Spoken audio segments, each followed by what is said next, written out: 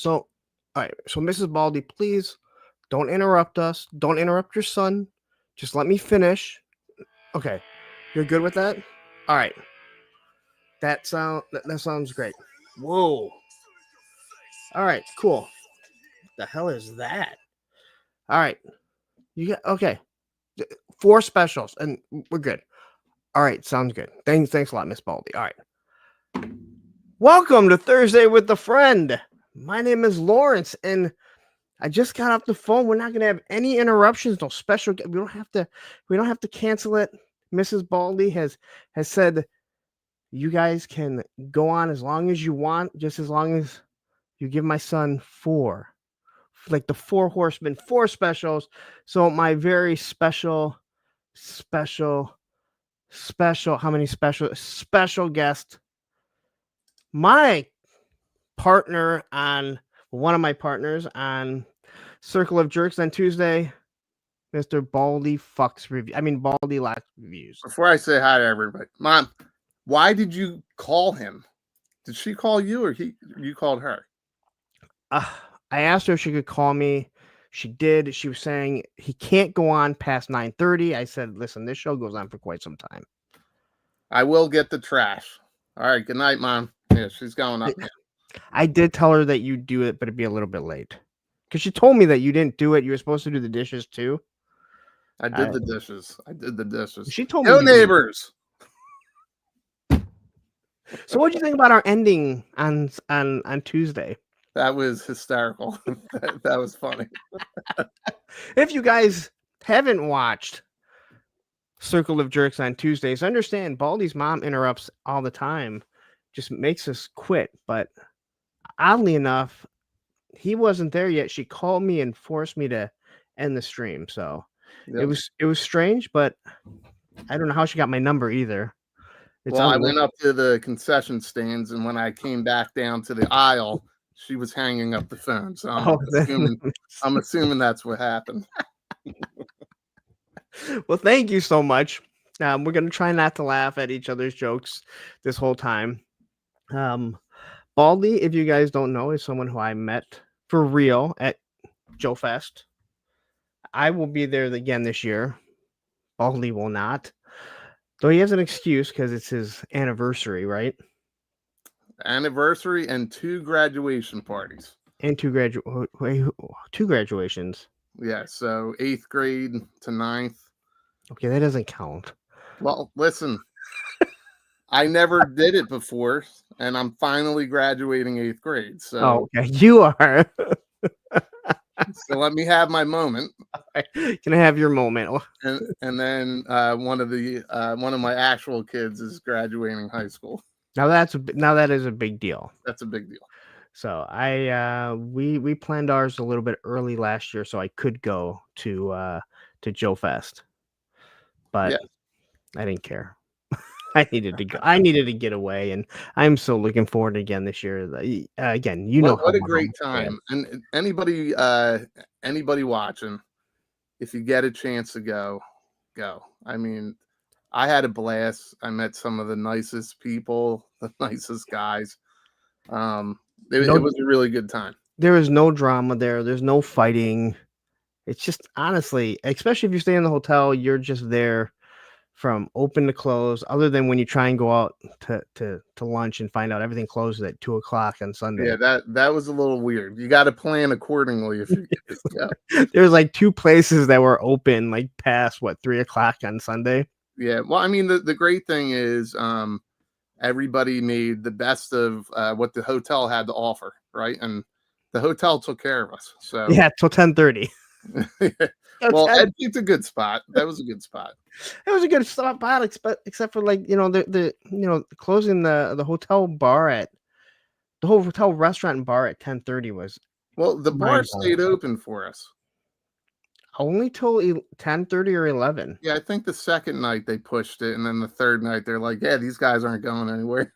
I thought Travis was gonna lose his mind when he found out Starbucks was closed at 10:30 in the morning. Now that was brutal. I will say that. That was brutal because half the guys there were sleeping in because we were up until 3 in the morning. every night. And again, we'll talk about Joe Fest in a little bit. We got 29 people here. If you don't know who Baldi is, there is a link to his YouTube channel that you can find here every Tuesday, and also to his Instagram. But let's say hi to the chat really quick. There's a lot of people here. We got Triple D's Dungeon here. We have Plastic Fantastic saying this is going to be a fun one. Tristan T, Toy Optics. Where do we know this guy from? I don't even know how to say that. Toy Optics. Derek Holloman. For me. This Tony's Figs guy. Where do we know him from too? Jeremy, the same hair club. Just for Men. That's where we met him at. Yep. The Just for Men convention we went to last year. U.S. Combat Dojo. We got Texas Toy Guy. I don't believe that I've ever seen you here. So great to have someone new here. We do everything big in Texas, baby. Yeah, Baldi Fucks Reviews. SCS Dog has joined us. GI Bro, which you got to see his guns. This guy has amazing guns. I know people think that I just have this man crush. The guy just has amazing guns. Yeah, it's hard not to have a man crush when you meet him in person. Johnny B54. We have Len that is here. Turk Murphy Toy Solutions. We have this Cobra guy that has way too many dashes in his name. And then Triple D's Dungeon saying member for 5 months, which means you get a, well, let me find it really quick here.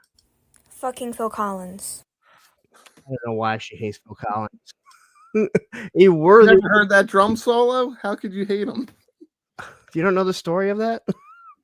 I guess I don't. Thanos Copter. Oh my god. Everyone gets mad. That's actually one of my favorite names that I see pop up in the chat. Thanos Copter? Yeah, it's such a deep cut from the comic books. I think it's brilliant. It's just so funny. And the funny thing is, you would think that he's like this huge like Marvel Legends guy or Marvel guy, and he's not. And then we have Not Rachel here. I love that too.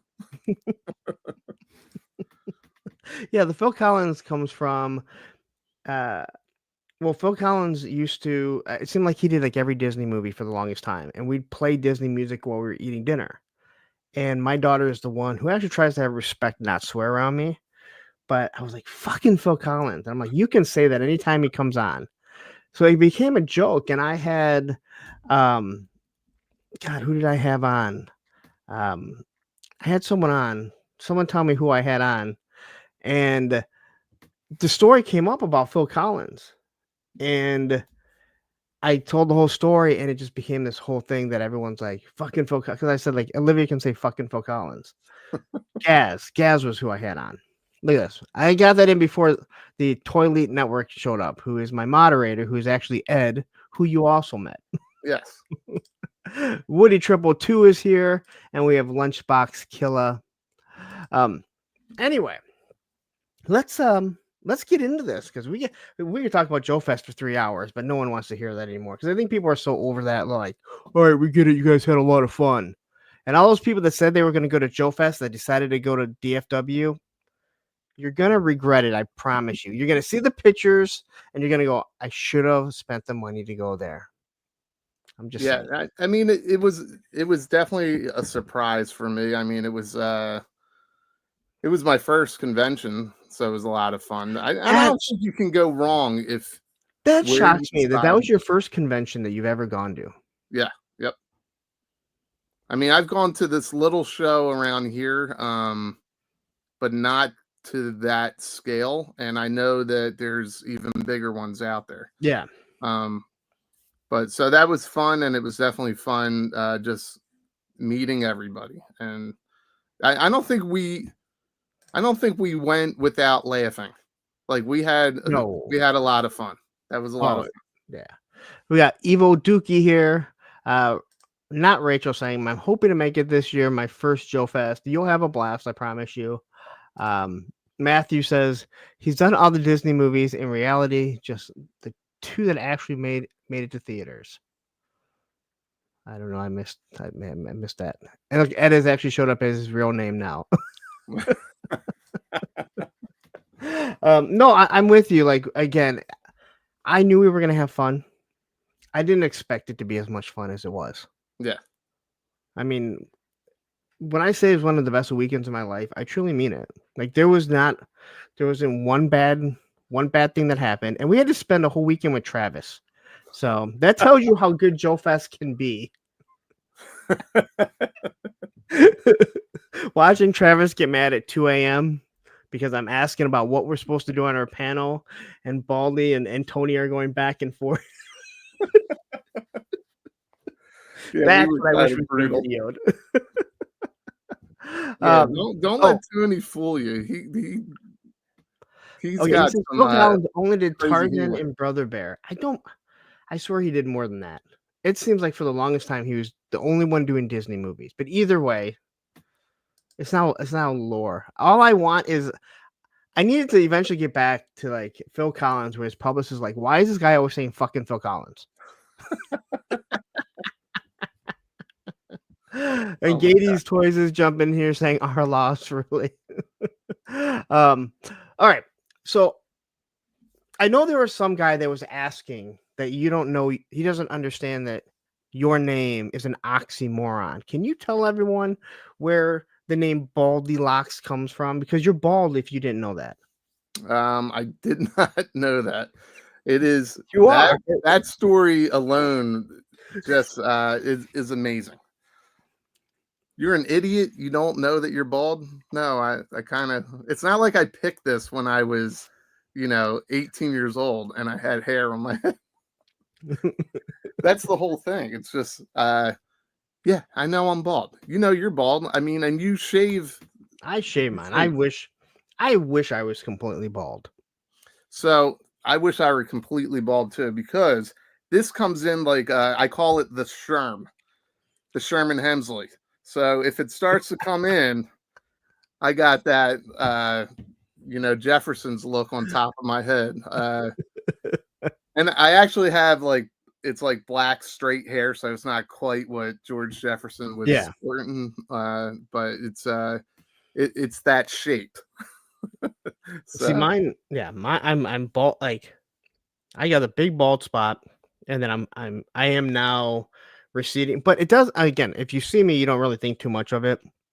But my buddy that I skated with, Eric, I kept making jokes every time we were skating. I'm like, God, that thing keeps blinding me. So I kind of have only myself to blame, because I made so many jokes about his bald spot. Well, what's funny is that my dad was 6'3", and when he passed, he had a full head of hair. So it's all from my mom's side of the family. My grandfather was like, do you remember the old actor Mickey Rooney, the little Irish guy? Yeah. So he kind of looks like him, right? And he'll always, like this. And he lost his hair very young, and that's what I got from my grandfather. So. And we have Mendoza jumping. Now, I don't know if you heard me say, you'll never not see this. Can you see his little icon there? Can you Mendoza? See? Yeah. Does it not look like a cowboy that's wearing some sort of bikini? Yeah, what is that?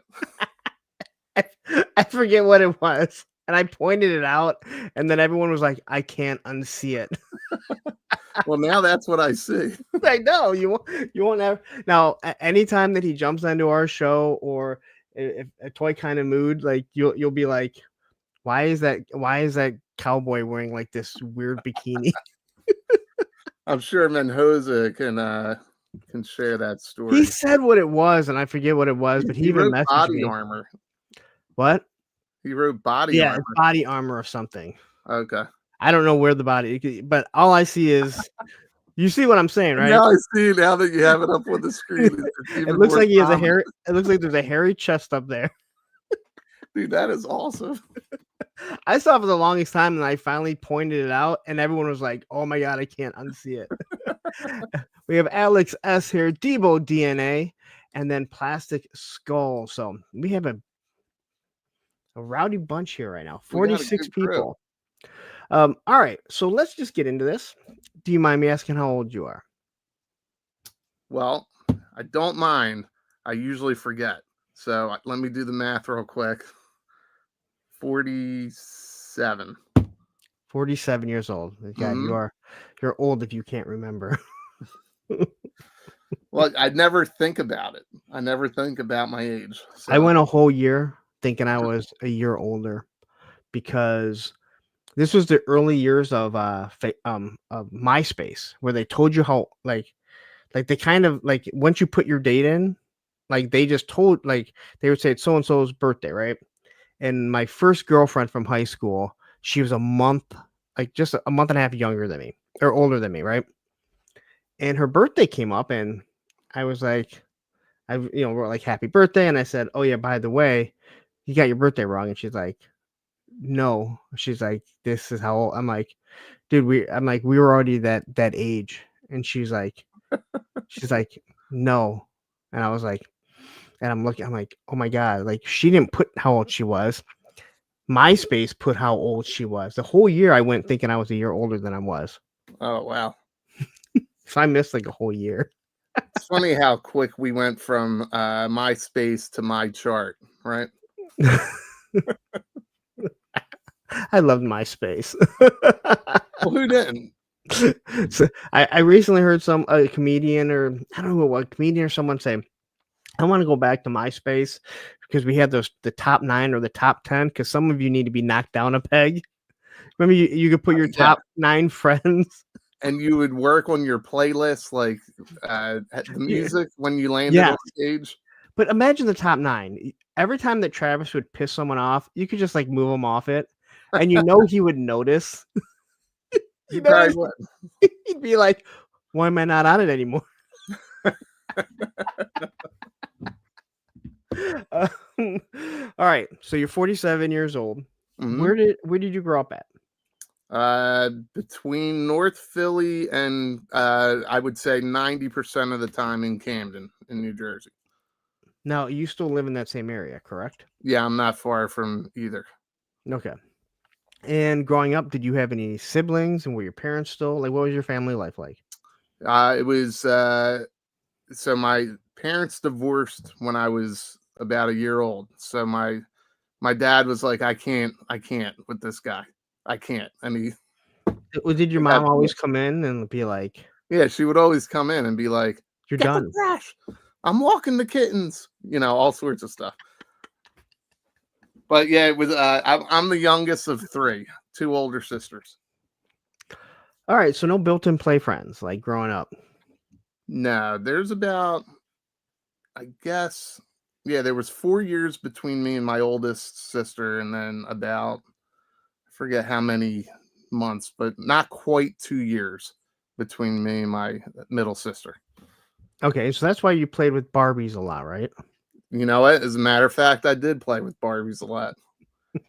So, do you remember like your first memory of like the first toys you played with? Not like first things you fell in love with, but again, I think most of us our age, I say, we have Star Wars, but Hot Wheels, Adventure People, stuff like that. I do have vivid memories of certain toys, so I can't seem to find it. I know it's out there. I think I came across it once and I lost the page, but there was this R2-D2 that moved. Okay. And I don't know. I've never really seen it, but I think it wound up. It had gears and it moved. I don't remember how it moved, but it was. My memory would be it was like this big. All right. So if anybody out there. If anyone's going to know, it's going to be my moderators. Ed is really good with that stuff. And, we all know Matthew knows everything. And I actually do. I do remember we did have a lot of Barbies in the house, a couple Megos, right? I had Mego. Well, I call them Megos. So I had Megos. And I had Robin. I remember having Robin.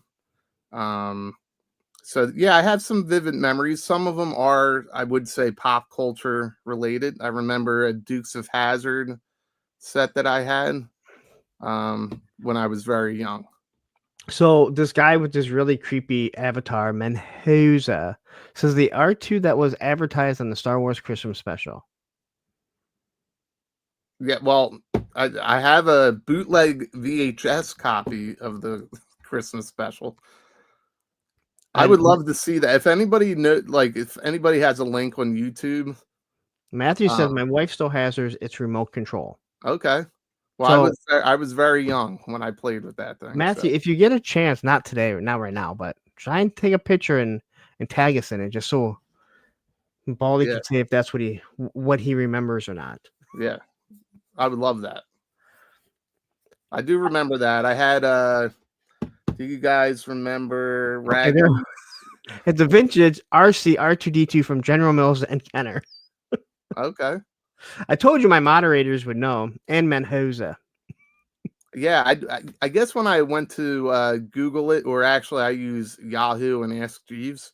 When I use those, I didn't really find it. I know like 2 years ago I posted in an AOL chat room. Nobody answered. So it's just you see, I make myself laugh, but I make you laugh too.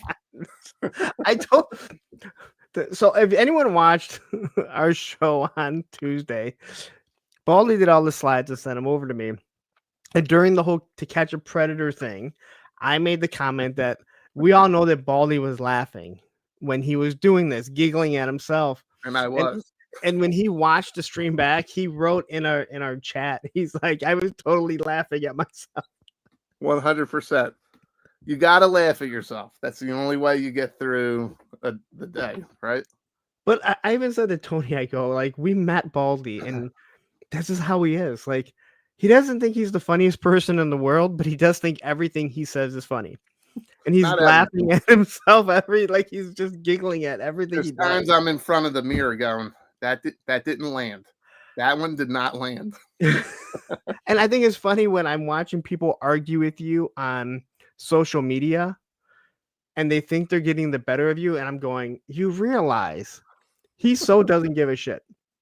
Like, he doesn't care whether he's wrong or right. Like, he doesn't care.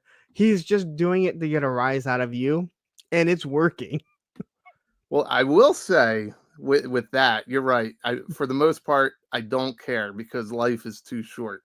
And I will admit when I'm wrong, and I don't delete when I'm wrong. So why not? I thought that's what you're supposed to do. I think most people think that that's what you're supposed to do. And I'm not any better for not doing that stuff. I'm just saying, like, it's okay to be wrong and learn from something and go on and then laugh at yourself. I mean, I'm constantly laughing at myself, so it's fine. We know. We know. I now do a show with you. I know how much you laugh at yourself. Your laugh, and the funniest thing is, understand, he doesn't really show us the slides ahead of time, so he'll be laughing and he knows which one's coming next.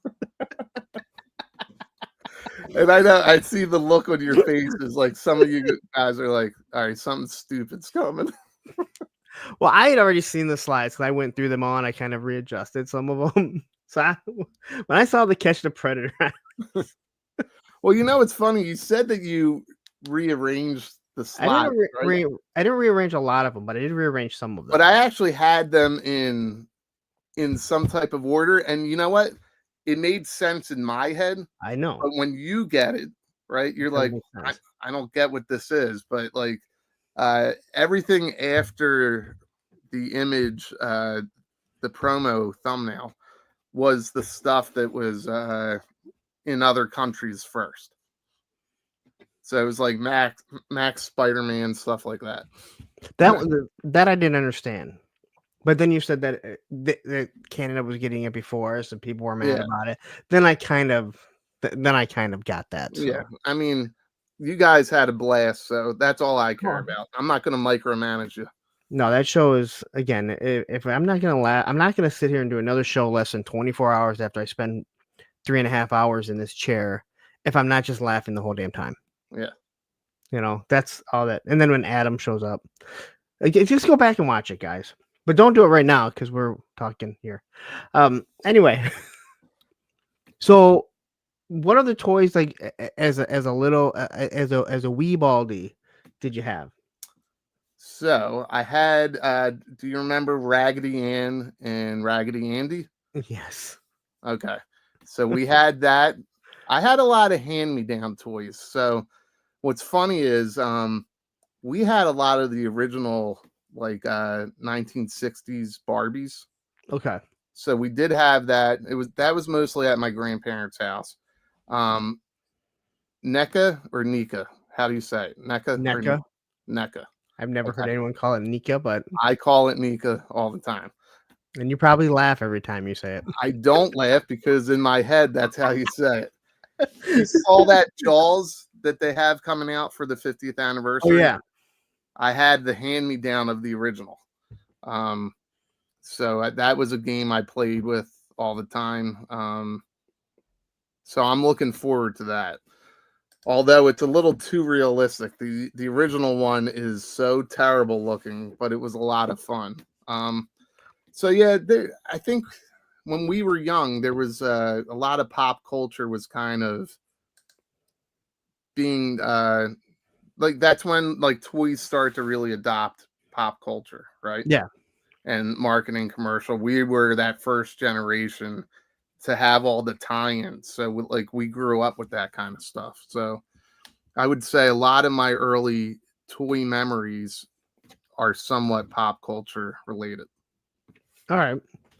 Now, you said your parents had split up. Was your dad still in your life? Do you mind me asking? No, I don't mind. Up until I was like 5, like that's a memory I had. The last phone conversation. Oh, Um, that sounds awesome. it was weird for sure, and you know it has effects on each of us different. So Yeah. you know, my oldest sister, my middle sister, they both dealt with it differently, and I dealt with it my own way. Somebody wrote, I think it was Spec, said Baldy used to beat up the nerds when I was a kid. I used to fight all the time.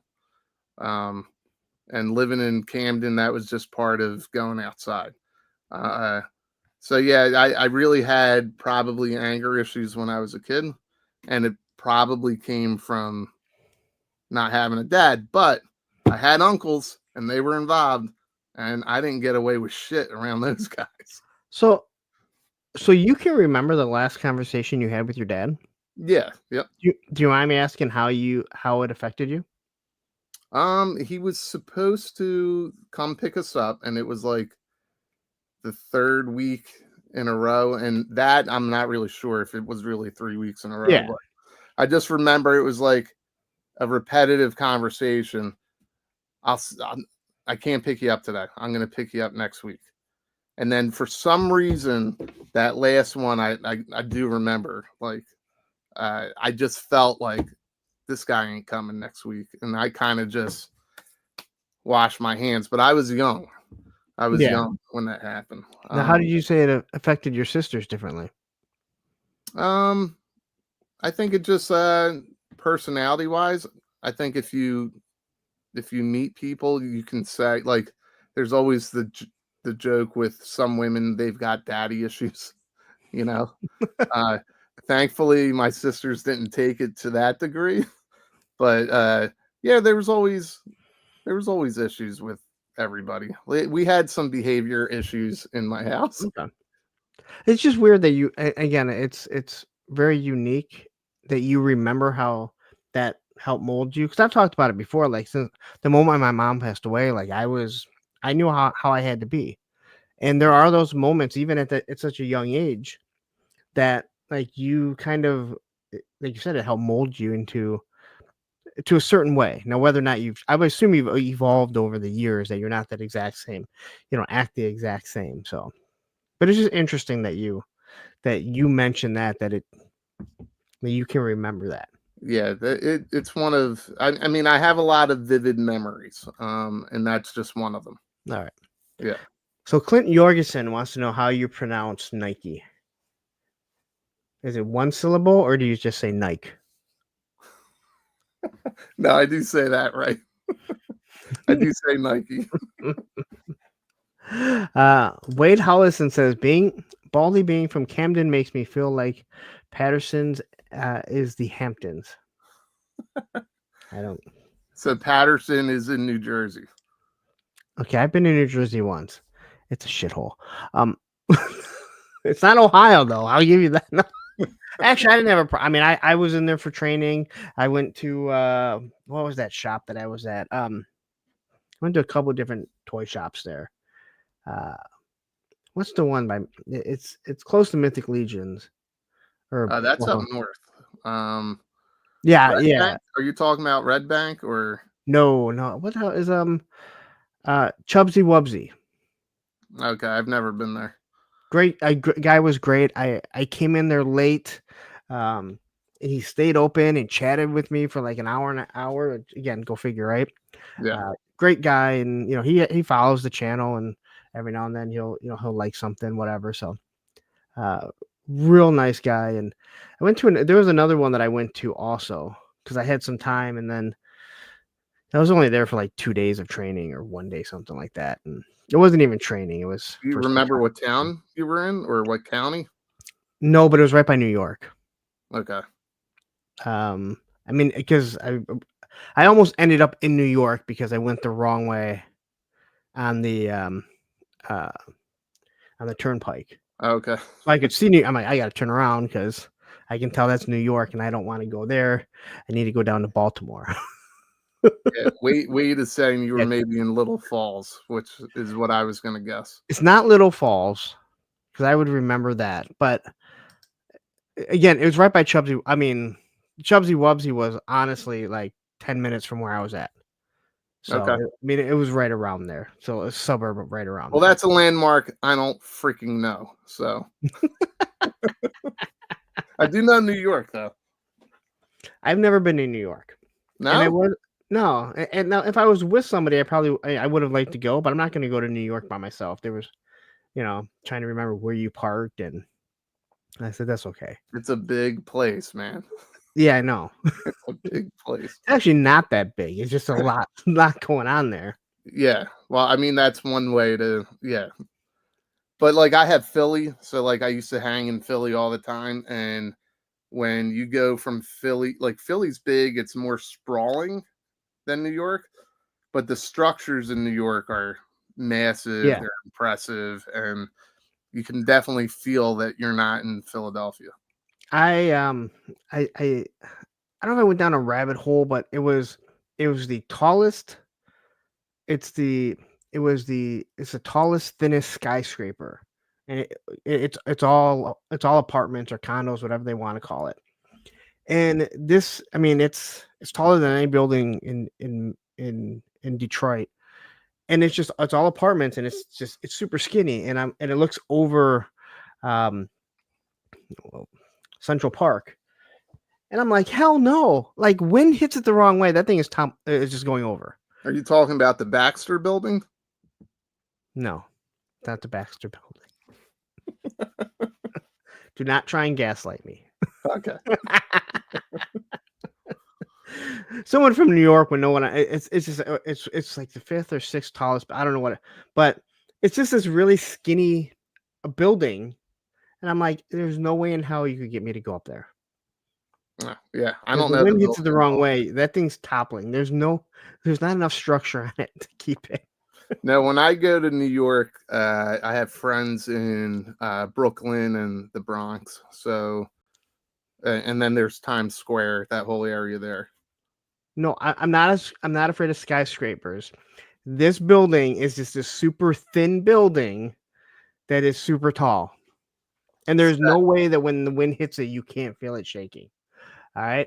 I know what Speck's trying to say, like that you're afraid of heights, but we did see you. There was that one street that had the really big curb, and you looked super nervous.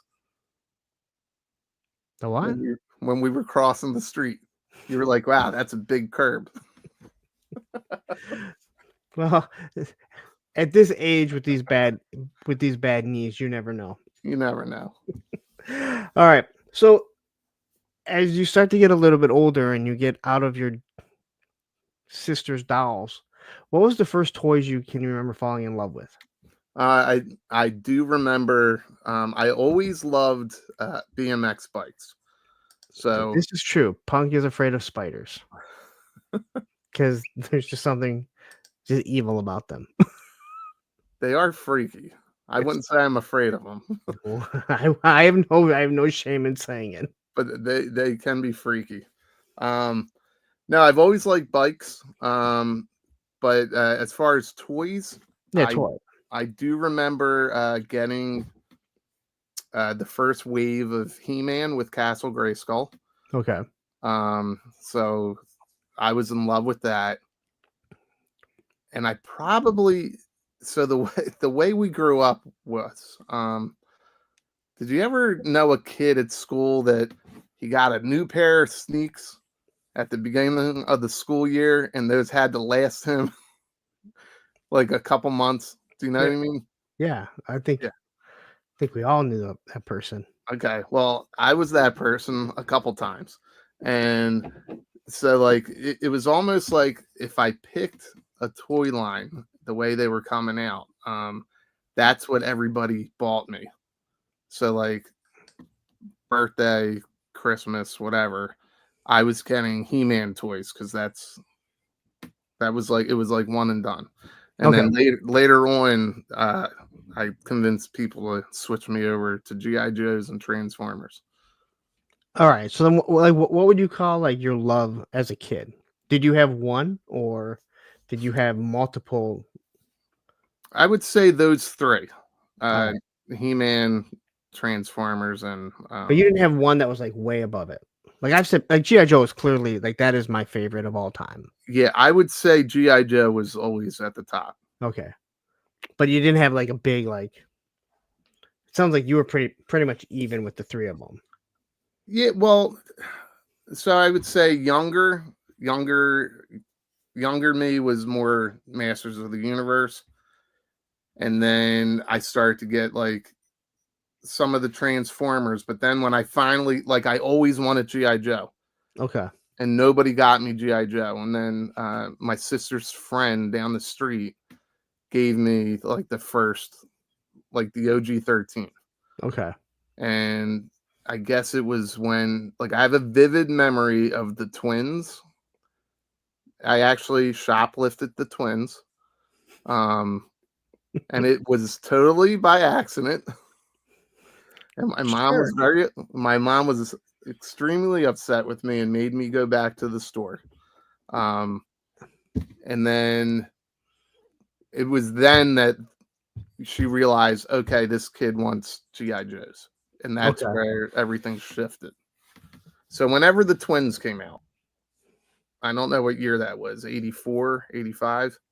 I was a twins, I think were 85. I think that it was 85. I don't know. Someone will correct me, especially if I'm wrong. I just remember, I mean, I'll tell the story real quick. We were at the Cherry Hill Mall, and we were doing shopping. I don't know what time of year it was. I just remember it was nighttime. And Thanos says, who says crime doesn't pay? Well, I didn't get to keep those. So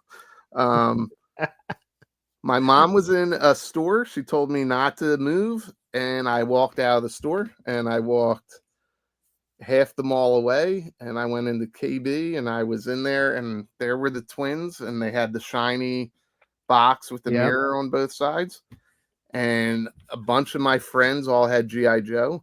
So I was like, oh, I want this. I don't think any of the other kids have this. So I took it off the shelf, and this KB store was like, you walked in here, and then it had a lower level and an upper level. So the G.I. Joes were on the upper level. I walked past everybody, right out the store, walked all the way through the mall to where my mom was. And I was like, Mom, can I have this? And she's like, where? Oh, so you didn't really realize that. Yeah. You didn't realize you had to pay for it there. You thought you could go to her. I think I knew because I remember like kind of putting it on my side and walking out, but I wasn't committed to taking it. Yeah. I did go ask my mom if we could have it, and we didn't have enough. Like, we were there on a mission to get some clothes or something. And it wasn't in the budget. So we walked it back, and I had to hand it over and say that I walked out of the store with it. And some lady, like I guess a Karen at the time, was like, "You should have never done that." While like the person behind the counter, I remember saying, "Oh, that's really nice that you brought this back." So like I was getting two different personalities. But I do remember that. We were at Disney World when Andrew was still a baby, and we're in one of those shops, and he was playing with something. And Susan and I walk out, and we got him in the stroller. And we get like, I don't know, 100 feet away, and we look down and we see he's still playing with it. And I look at her and I go, "Did you?" She's like, "Let's just go." Go. So our son was a shoplifter way early. Neither one of us noticed. And at that point, you're like, we're not going back. Yeah. Besides, as much as we're going to spend here, have to make peace with your crimes. Andrew doesn't even remember his first crime. All right. So as you're starting to get older and you go into middle school, are you still playing with toys? Or are you, because I find that most people, when you get into middle school, you're still playing with toys, but you're hiding them. You're not letting people know, only to come to find out 20 years later, everyone was still playing with them pretty much up into high school. Right. Were you doing the same thing? So for me, and I don't know, it seems like in my area, it's a lot different than it is throughout the country. Our middle school, there really was no middle school. We went from 1st to 6th grade. Okay. And then from 7th through 12th was all in the same building. So I think, we were talking about Alf earlier. You remember like the puppet that you got at Burger King? I remember that being one of my last times that, like, I think my grandmother got me that, and she's like, you're getting a little old for something like this. But that was a plush doll, right? Yeah. So I was like, all right. And then I think it was that summer into 7th grade, I kind of stopped playing with the toys altogether. I think it was even before that, somewhere around 4th grade. Okay. So you stopped playing with them pretty early then. Yeah, I still would get them. Like, my grandmother worked for a store called Strawbridge and Clothier. Did you guys have that in your area? Never even heard of it. Yeah, so Strawbridge's was a big thing around here. And she worked there, and she was able to get like some of the Sears stuff. I think they had a relationship with Sears. Okay. So she kept getting me G.I. Joes. And I remember her getting me like Jinx and Crystal Ball and stuff like that. And then, I'm sorry, why'd she hate you? Well, I remember getting Jinx, and Jinx is cool. Like, Jinx is cool. But I remember getting her, and I was like, all right, why do I want a girl ninja? And my grandmother sat me down, and she's like, you're surrounded by strong women in the family, like my sisters, my mom. I had my 3 aunts, my grandmother, and that's when I was like, all right, yeah. Some of them are kind of badass. Like, if you ever saw my sister fight, yeah, you wouldn't mess with her. So I pretended Jinx was my sister. So did you make her put a red shirt over her head so you can't see her? Yeah. I probably wouldn't have lived if I tried that. Yeah, Jetman jumping in here saying, "Hey, Punk Baldi in chat." All right. So as you're, like you said, you kind of around 7th grade, you said you got a little plush elf. That's alien life form for people who can't understand how I'm pronouncing it. So what did you start to do after that? Was there anything that you found? Because hobby wise, Yeah. I Well, stuck what with did you start doing? I mean, because we didn't collect toys. We didn't collect toys as kids, and if you did, you had a really shitty childhood, right? You right. were playing with your toys. Yeah, a lot of mine I still have, and they're kind of beaters. Yeah. And there were a few that are towards the tail end of me collecting that are in fantastic shape. So I remember putting them on the top of my like dresser or something.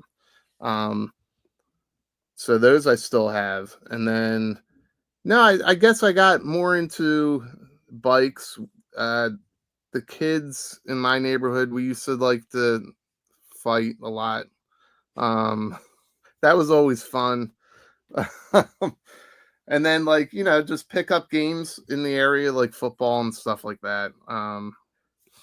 No, you talked about BMX. Now let's talk about this because before we ever did a show together, before I think you ever even did any type of YouTube, we kind of became friends on Facebook or whatever. And I noticed the BMX. Mhm. When did you get into BMXing? Because there's this weird kinship between skateboarders and BMXers And until they get in our way. that's 100% true because we had a good skateboarding community where I grew up. One of the guys went on to he was lower. I guess you would consider lower level. I don't even think that's the right way to say it, but he wasn't as prominent as Tony Hawk. But Yeah. he went on tour with Tony Hawk. He went on tour with Bam Margera because Bam Margera is not that far from where I am. Yeah. Okay. And he still skates to this day. And it's pretty amazing. He's got a school in Philadelphia where he teaches skateboarding. So like I hung out with that crew, and I was the only BMXer among that group. Okay. But yeah, I mean, I wouldn't say like I'm not going to pretend like I was on Held Track or something like that. But we did a lot of BMXing in the neighborhood. We all tried to outdo with tricks with each other. We had this wooded area where we would pretend it was Held Track, and we would do stupid stunts and everything. But it wasn't, nothing too crazy. But so did you skateboard at all, or did you just? I still have a couple skateboards, just a little bit. I was not as good. You were. Yeah, you were. Yeah. Listen, BMX. I like to play sports. I am not that athletic. I have a half court in my backyard, and I really put it in so that I could lessen the amount that I have to mow, right? And to this day, I go out there a couple times a week to shoot, and it's always a little to the right. It doesn't matter what I do. Shooting a basketball seems like it because it's all technique. Right. There's no strength involved. I'm not saying there's no, but it's not strength. It's technique. It seems like if someone explains it to you, you should understand it. But it's just you either have it or you don't. You can get better at it, but you either have that. You either have that stroke or you don't. I didn't say you get good. I said you could get better. No, I'm that guy that goes out and I will play. I'll play with you, but you're probably going to get upset at my performance. Not if you're on the other I was team. okay skateboarding. I was okay. I could do a couple tricks. Like I said, I still have a couple boards, and we'll go out and goof around, but nothing impressive, Hey, as long as you don't hurt yourself these days, that's impressive enough. Yeah. That's the way that I see it. I mean, just like 2 weeks ago, I was out just in the neighborhood on a board. But again, like when I saw you, like the picture that you had with your BMX, that it wasn't like of you as a kid. Oh no! So the BMXing, I still have ramps in my backyard. Okay. And then you have to realize at our age, the gravity is all different. I know. Believe me, I know. So I can still do a wheelie. I can still do certain tricks. But I think it was like 2 or 3 years ago, I went off the ramp. It was awesome. I landed it. It was fine. but my weight, the handlebars shifted like way forward. I didn't fall. I recovered, but we had like some blow up thing in the backyard for the kids, and there was a sign in front of it. Dude, I took that thing out, man. And all the older women in the family were screaming, and I was like, all right, no more ramps. Well, yeah. And when people think, like my boss and stuff, when they look at me and they're like, my boss said, he's like, you're never going to stop skating till, something happens and you have to. So there's nothing I can say. He's not happy about it, but it's like, I'm not doing giant handrails. I'm not skating big giant ramps. I'm skating small ramps, small rails, little boxes. Mm-hmm. But skateboarding to me, it's second nature. It's no different than someone who plays hockey that just knows how to ice skate. Right. When someone says, "Oh, I can't even balance on a skateboard," it's like, dude, I've done it since I was like 12. I don't understand how someone can't balance on a skateboard just because it's so easy for me. So I can balance on a skateboard. I can still do, like I said, wheelies and certain tricks on the bikes that I still have. And I've been trying to teach my son how to do a wheelie. But yeah, it's all like it's like you said with basketball. It's technique, right? So sometimes it never leaves you. Other times, weight might change things up. When people say, "Are you still in shape?" I go, "Well, I'm in a shape." We're all in shape. Yeah. When someone's like, "I'm not in shape anymore," I'm like, "Oh, you're in shape." It depends on what shape you're referring It's to. not the shape you want to be in. But now, BMXing was big for me. I used to do this trick that I would call surfing. I would either stand on the seat itself or on the frame. That was one thing I could do. Oh, you could do it. Yes, because I had a Diamondback. What did I have? I had because there was the Pro Performer had the two pipes that came out the side. I don't think the Dyno had it. One of like the Pro Performer. I know what you're talking about. The build. So you could stand straight up. Mm-hmm. And my Diamondback had a piece on the back, so I could either stand on that with a foot on the handlebars, or I could stand on the seat. So you're not talking about the pegs. You're not talking on the pegs. about No. The frame had that piping that came off. Yeah. Yep. I know you're talking about. I think the Pro Performer had the piping that came off to the side, and the Dyno didn't. So if you had that, you could stand on it completely straight up. Or when you do the surfing, because I could do the surfing, which I wouldn't even attempt to do that today. That seems like... You know what it is? I have a feeling you're like me, where you know how to fall. Do you know how to fall?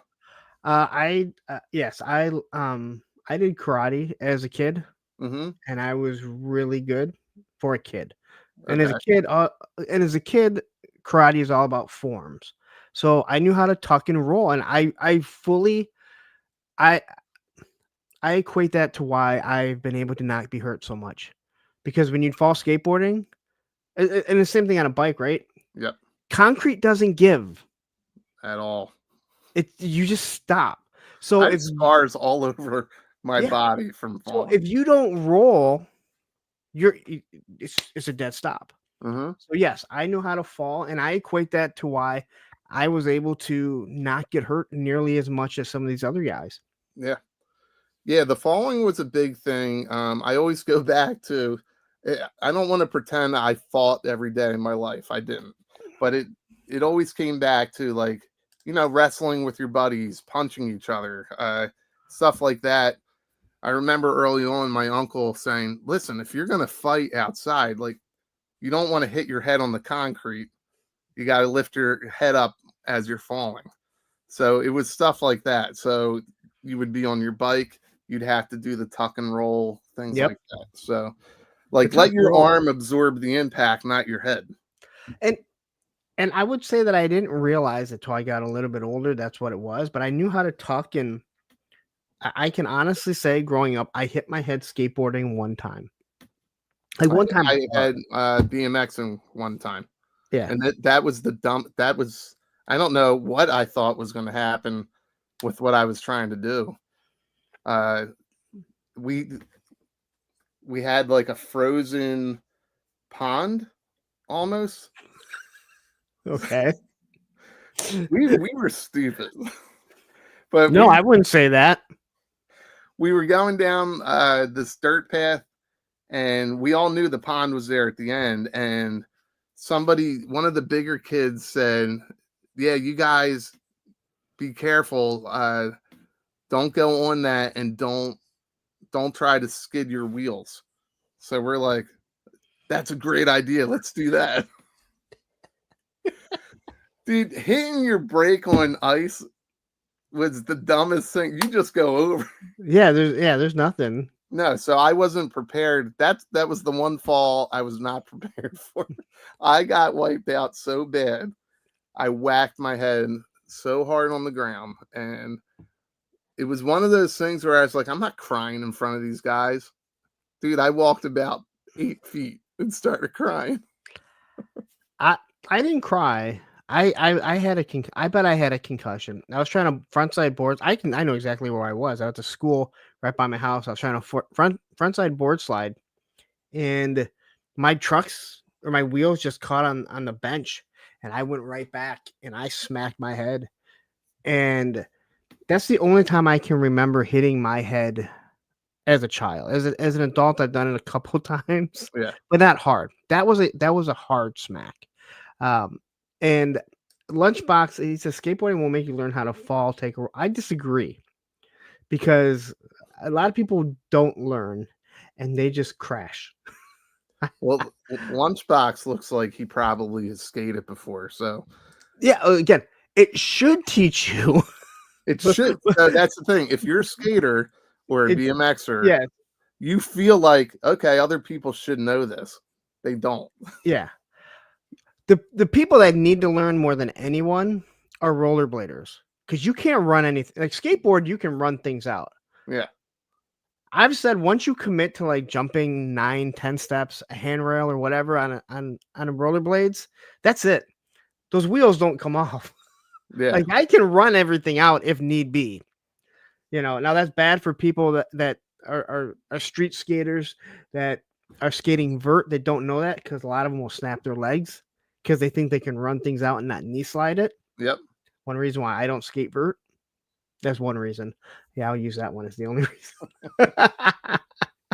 reason. Hayden says, when I was 4 or 5, I was riding my scooter and crashed into a fucking truck bumper. Big old cut, top of the head. That's why you don't ride scooters.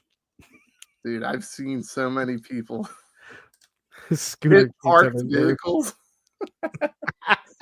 And everybody's first instinct is, I mean, you might freeze for about 10 seconds and go, oh shit, are you all right? And once you realize they're all right, you just lose it and laugh. I killed a small tree, like a small bush tree. Yeah. When I was a kid, because my friend was in front of me and he got way out in front of me. I went around the corner and there was this little like fork and I wasn't paying attention. And when I looked up, I ran into this tree. It wasn't a tree. It was like a bush tree, right? And Dave said a couple weeks later, he went back and he said the tree was gone. He said, you hit it so hard, you must have uprooted it. Yeah, you must have done something. Because I was laying down till he came back around and found me.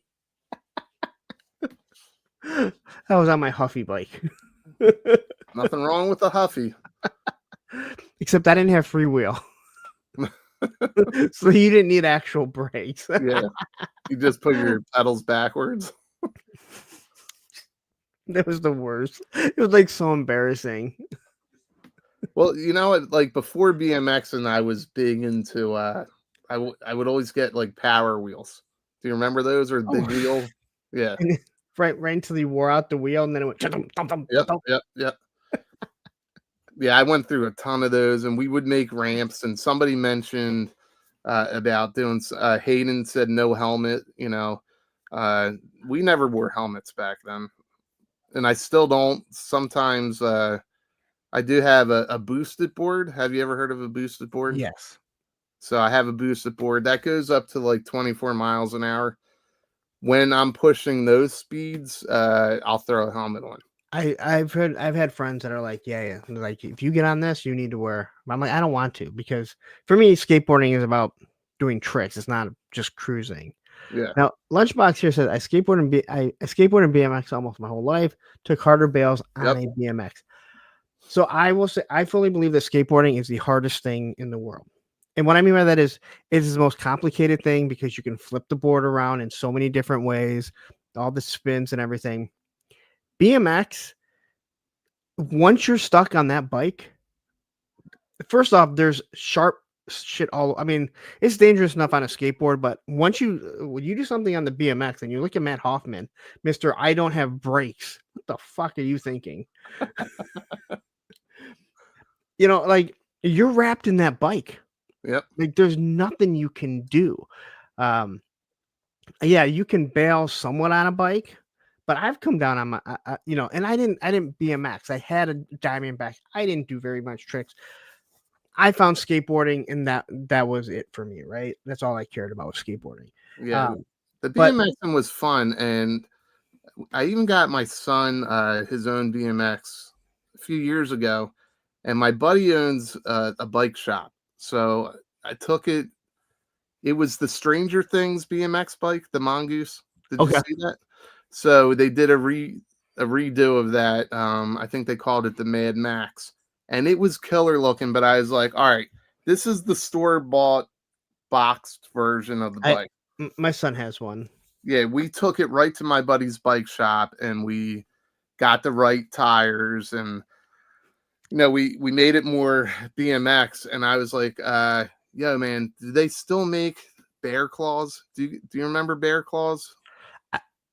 Yeah, yes, I remember. So I know somebody in the chat knows what I'm talking about. They're the pedals.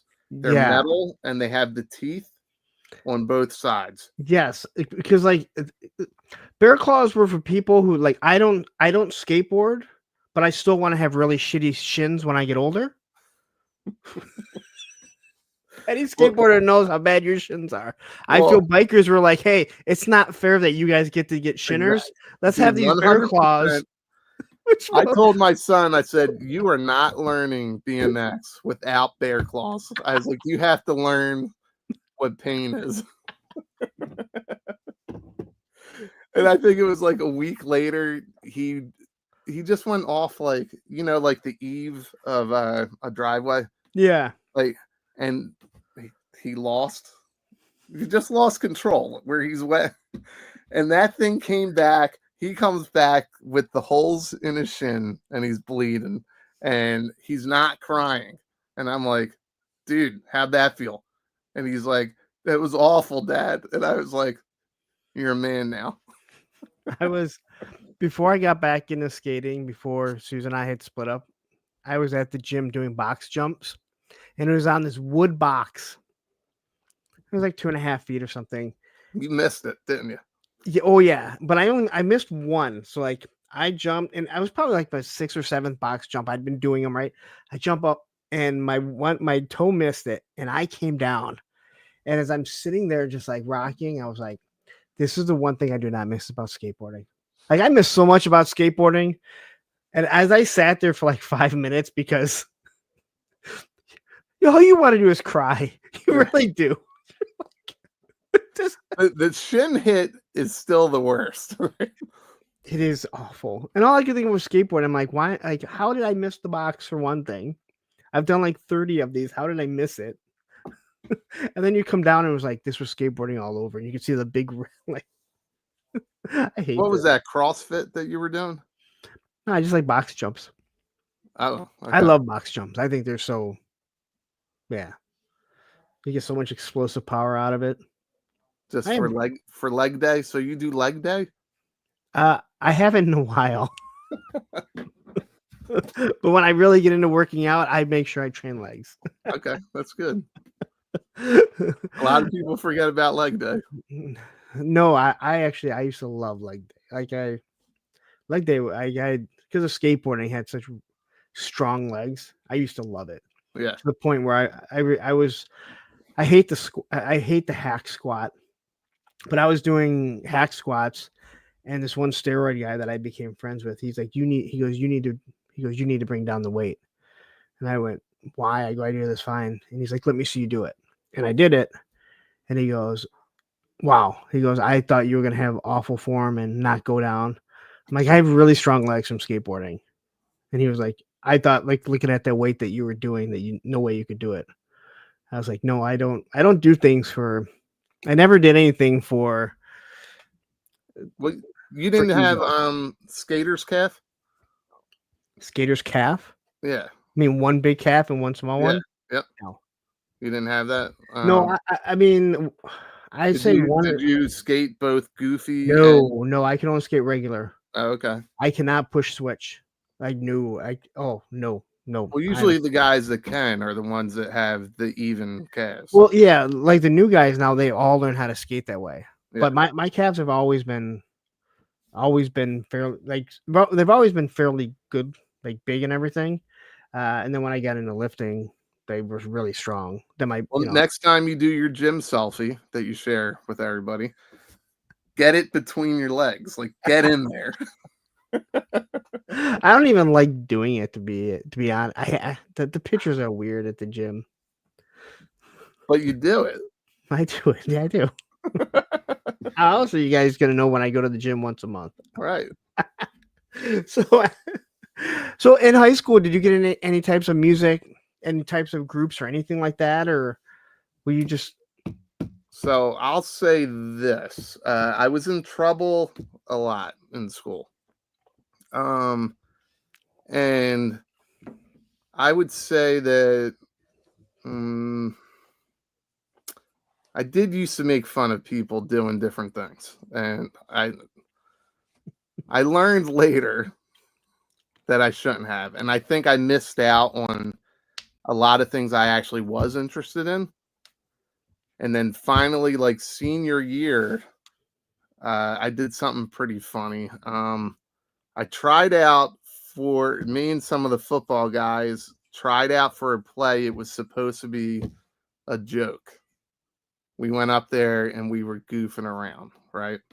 And we were trying to just disrupt one of our buddies that was like a theater geek, you know, and I ended up getting a lead role in the play. And it was, you know, it was a joke at first, and then the teacher, the director was like, well, you're already on thin ice. You've already been suspended a couple times this year. You're going to do this play. Otherwise, you're going to have to go in front of the principal, stuff like this. And she threatened suspension. I don't think I would have actually gotten suspended, but I used that as a reason to kind of start to straighten out my act, I guess. And I ended up being in 3 plays that year after that. All were lead roles. And I waited till senior year when I probably could have done it before that. And I met some people that I'm still friends with to this day. So that's how I feel about sports. Like, I never wanted to play sports, especially at my size. But as I got, like, 'cause I was a skateboarder, that's what we did. But when I graduated, I started watching football and hockey, and I was like, I could have been watching this stuff and enjoying it also. Like, yeah. But I lived in such a world where it was just like skateboarding, and that was it. Skateboard, punk concerts, snowboarding if it was cold out. But I only snowboarded because it was too cold to skateboard. Yeah, but they kind of go hand in hand. They do, but again, I don't have a love for that. But again, like, and then I started watching football and I was like, I missed out on a lot of just watching sports. Just kind of like what you said about but you were actually doing something. I was never going to play. Yeah, I actually did a lot my last year of high school, because then I felt like I was real busy my senior year. and busier with, I guess, maybe more positive things. Because I was always in trouble, man, and it was for stupid stuff, and just there's some years there where I wish I could take some stuff back. And then I'll never forget being sat down by this gym teacher, Mr. Williams. He was like the tough gym teacher, right? And he pulls me aside one day, and it was a day that my mom she came in because I got suspended again. She came into the office, and I went in front of the Board of Ed 2 times to convince them I could stay in public school. So she came in this one time, and Mr. Williams pulls me aside after she left, and he goes, "Hey, he's like, come here, let me talk to you." And he says, "You know, a lot of the teachers don't tell you the truth. I'm going to tell you something right now." And he's like, "You're a little fucking asshole." And I was like, it was at that time where I was like, the teachers didn't really talk like that anymore. Right? In the 80s, when we were younger, the coaches, they didn't care. Like, I remember coaches reaming me out. But in high school, that never happened. They always pussyfooted around us. Well, this dude was like, "You're a fucking asshole." He's like, "If we were outside of the school, I'd beat the shit out of you." And then he just went into, he's like, "Do you know how embarrassed your mom must be that she's got to leave work and come here, because of you doing all this stuff?" And that kind of woke me up. So that started to wake me up to, like, kind of start turning stuff around. And after that, I got suspended less until finally I didn't get suspended anymore. Not completely, but when did you stop getting suspended? After you graduated? I think I still owe 2 Saturday detentions. I don't like, I think back when I was a kid, and I was awful. I mean, when I say I was an asshole, I mean I was an asshole. I wouldn't change anything because everything has made me who I am today. I feel like you're kind of saying the same thing. Mm-hmm. I think as a parent, our job is to try and teach your kids not to do some of that stuff. Unfortunately, some people don't learn from that as they get Mm-hmm. older. I've had a lot of people that I reached out to just to apologize as an adult. And if they didn't want to accept it, they didn't have to accept it. But it was something I had to do for myself. Yeah. And I always say, like, I haven't changed per se. Like, if you saw me, you still know I'm the same person with the same type of attitude, but you see that there's an evolution, that I evolved. Right. Where some people, I remember there were people that were like, "I'm straight edge," and then the next week's like, "I love weed," and you're like, you just follow whatever's going on right now, don't you? I'm a BMXer, and next week I ride a skateboard, and it's like, dude, really? Like, be yourself. Yeah. Which I think, I think everybody goes through that journey and still does, right? We are our age that we are. And some of us are like, "I love this YouTuber," and the next week they're like, "I'm gonna blow this." I'm sorry. Well, what I'm getting at is that I think through COVID, and like, I never watched YouTube until COVID hit. Yeah, you told it like that. Like, there's some stuff that blows my mind, like with you, that like you didn't, like, certain things you never did, like never going to a con. You didn't watch YouTube. Just in general. I just never got into it. And I don't know why. And I think, my real introduction to YouTube was my kids watching what they found. Do you know what I mean? Just weird stuff, people screaming at video games, just like this shit. And I'm like, what is this, man? And then I would go on YouTube maybe if I had to take apart something and I needed a little guidance on, what wire went where, But yeah, it's I just was never into it, and I think we were deep into COVID when I was running out of shit to do, and I started going through stuff, and my mom had given me my GI Joes back, and then I started finding stuff on YouTube, all sorts of different topics.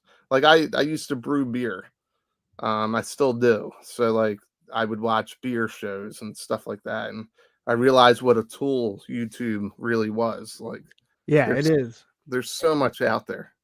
You can learn almost now. There's certain things that I'm not going to do. I've watched. I know Talker Art. He has recently shown like the stuff that he's done, right? And he's like, he goes, "Listen, you can hire an electrician, but you can, you can learn this on YouTube. There's a tutorial for everything, and it's really not that hard." I'm like, you're right. I could probably, but if I'm going to be putting power in a metal box, I don't want to electrify the whole damn thing. So I just recently learned of that dude, and he's freaking funny. He can be for sure. Yeah.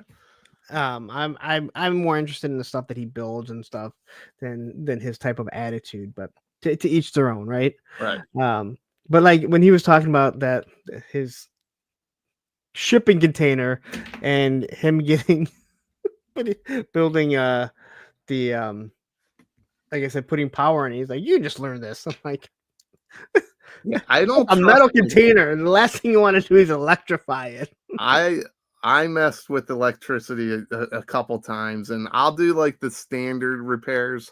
But when it comes to something big like that, I ain't touching it. I'll hire somebody. Yeah, I have to look at. I got to bring an electrician, and I think to look at the power, because everything I looked, it's like you have a grounding issue. That's why when your washer goes, everything flickers. It just kind of. Yeah. It's done it for a while, and they're like, "Here's what you're looking for," and I'm like, "Yep, that's what I'm looking for." Right. Well, dude, I was shocked once as a kid messing around with something, and whenever I go to do a repair, I'm always like I'm real nervous to touch it. My mom said that once my sister stuck a key in the, she stuck a key in the socket, and she said she kicked her legs so hard that she shot herself across. Now my sister was 6 when my mom died, so she must have been like 4 or 5. But she was sitting there, and before my mom even knew it, she hit it, and it was so quick she just shot herself, which obviously could have been way worse. Yeah. Yeah. So, I mean, even when we were kids, they were made at a lower voltage. I wouldn't say they were safe. I'm just saying it was made at a lower voltage where you could get away with getting shocked. I don't know if you've seen the reel that's going on. There's a reel that's going around on Instagram, and it is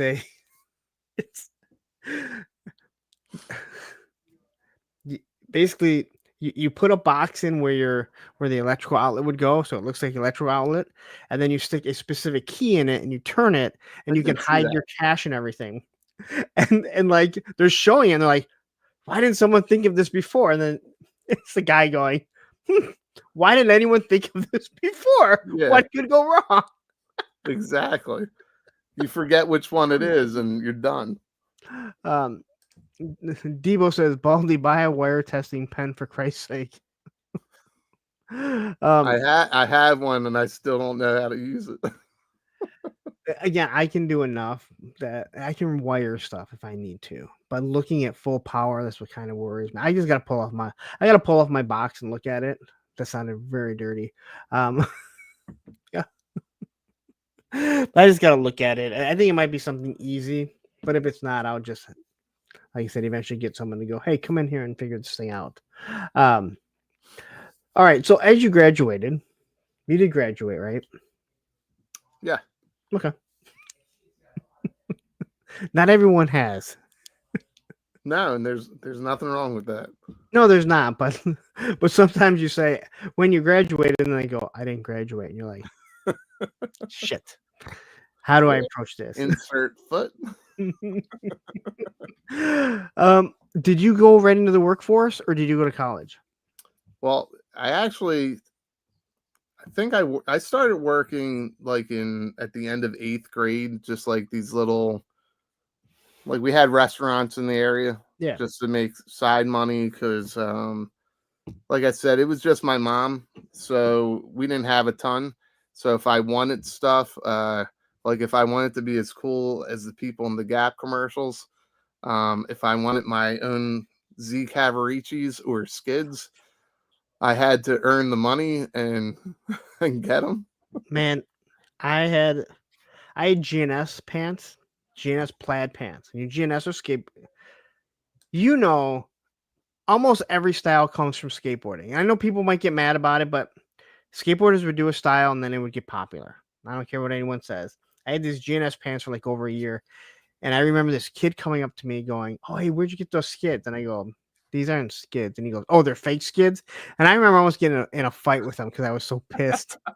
Because I had them for like a year before anyone had plaid pants. Well, I remember my uncle, my uncle saying, "Why do you have Joker pants on?" Right? Because he had that plaid in the '89 movie. Okay. And I'm like, really, dude? You got Zubas on? Do you remember Zubas? I do. Like the zebra print, and like he had eagles. He had, and I'm like, you're asking me about my Joker pants? Get the fuck out of here. Do you remember BBC, Bad Boy Club? Yeah. I had these BBC pants. I had 2 different pairs of them. I didn't notice till one day I was looking down. They were a bunch of middle fingers. Oh yeah. So they were all like this, but they were in rows. And one day I was at school and I'm looking and I was like, and I realized they were, and unless somebody pointed it out, there was no way you could know. Yeah. And I already had two. I had a white and black, and a black and white. And what were you wearing? Your Big Johnson t-shirts? No, no Big Johnson. No Big Johnson. Your bum equipment? Were you wearing bum equipment? Nope, no. Well, BBC started with skateboarding. Yeah. So, bum did not. What about your Doc Martens? Did you have those on? I hate Doc Martens. That was never. So I guess you wore the original Vans and stuff. I've never had a pair of Vans. I absolutely hate Vans. Oh really? I hate Vans. So what did you wear? The low Chuck Taylors? I had a couple of Chuck Taylors, but those things are just as bad as Vans. I had like the Vision Streetwear shoes. Oh, Vision Streetwear. Yeah. I started off with Vision Streetwear and Airwalk, and then I transitioned into Etnies, which also became S, which is all that I wear now are Etnies. DC shoes before DC was like a popular brand. Yep. Most people don't even know what DC stands for. Do you know what DC stands for? I don't actually remember because I was just thinking about what FUBU stands for. But DC stands for Drawers Clothing. Because it was created by drawers. Okay. So they just called it DC rather than drawers. People don't realize that's what it was. I didn't think I was going to learn that today. I know that wasn't on it wasn't on the bingo card.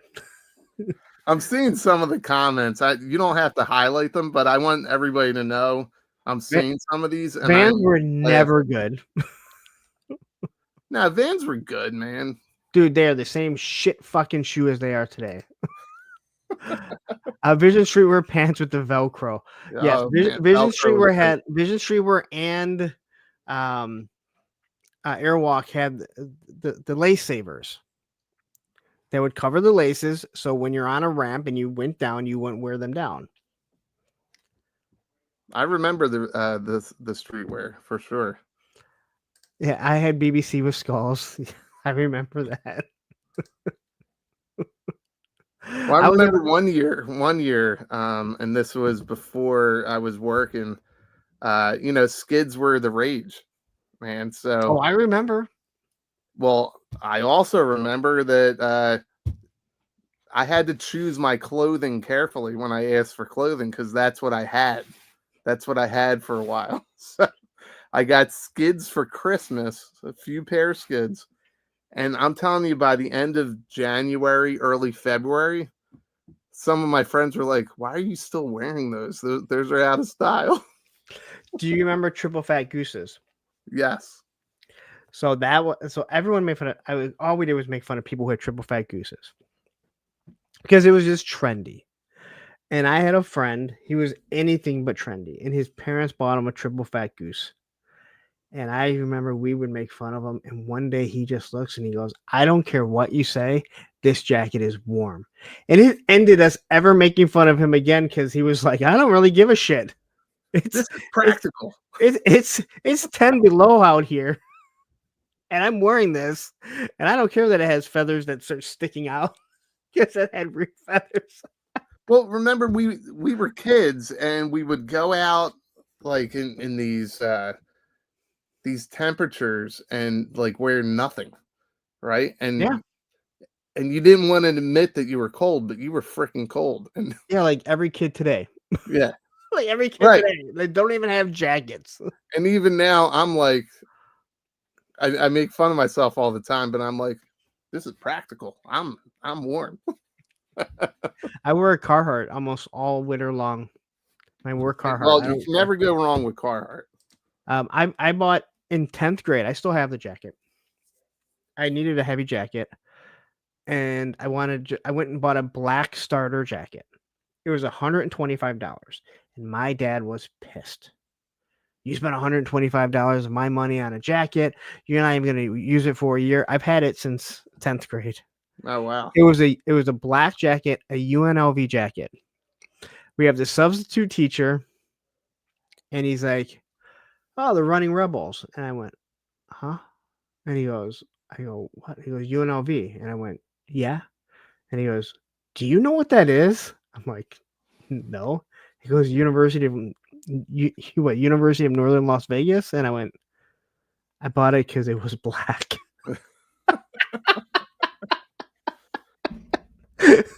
And it is the most comfortable jacket. My ex-girlfriend, her mom was a seamstress. The zipper had completely ripped off. The cuffs were completely worn. The pockets were ripped out. And she's like, "My mom can fix all that." I was like, if she can make it a decent, she brings it back. Perfect zipper. She sewed everything. I'm like, this is awesome. It is the most broken jacket. Love. Maybe I'll wear it to Joe Fest when it's 99 degrees. Well, my daughter is wearing the hand-me-down members-only jacket from my grandfather. So that thing has been around for 40-something years. Boy, we didn't get very far so far. I wonder why this goes 3+ hours. All right, so you graduate. I did. Okay. I'm glad. This is what Joe Fest was like. Yeah. Did you go to college, or did you just continue to work, or what did you do? Remember in Tommy Boy when he goes, "I finished college in 7 years," and he's like, "Yeah, a lot of people go to college for 7 years. They're called doctors." So I'm actually probably on a longer program than that. It took me a very long time because I would take classes here and there. I had some life events that happened that stopped me from going. So it was, it took me a very long track. All right, but after you graduated, were you still doing BMX? Were you collecting anything? Like, were you because you didn't say anything about, have you collected comic books or anything? Yes. So okay. Yeah. So actually I worked in a comic book shop in high school. So like I said, I started doing like these little jobs in 8th grade. So there were restaurants and there was a comic book store that I worked at for a couple of years. Cobra Emperor, this explains a lot about you so far. Well, you know what? He finished. So who cares? He was a doctor of high school.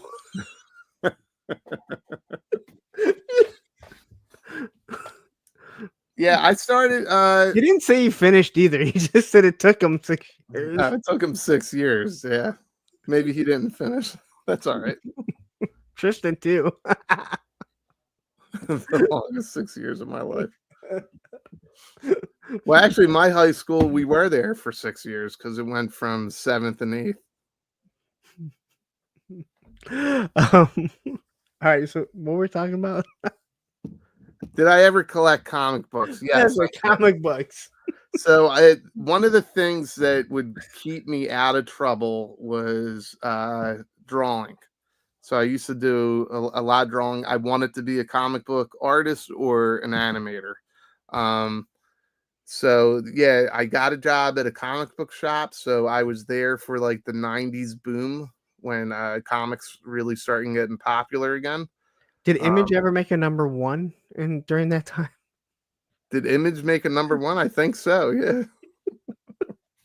I have every Image #1, I think, other than the one that's worth money, which is Spawn.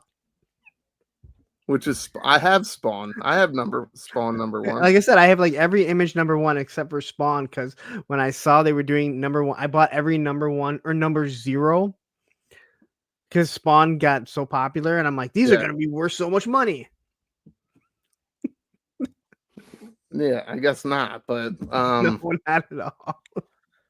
No, I mean, I remember, I had so many fun memories with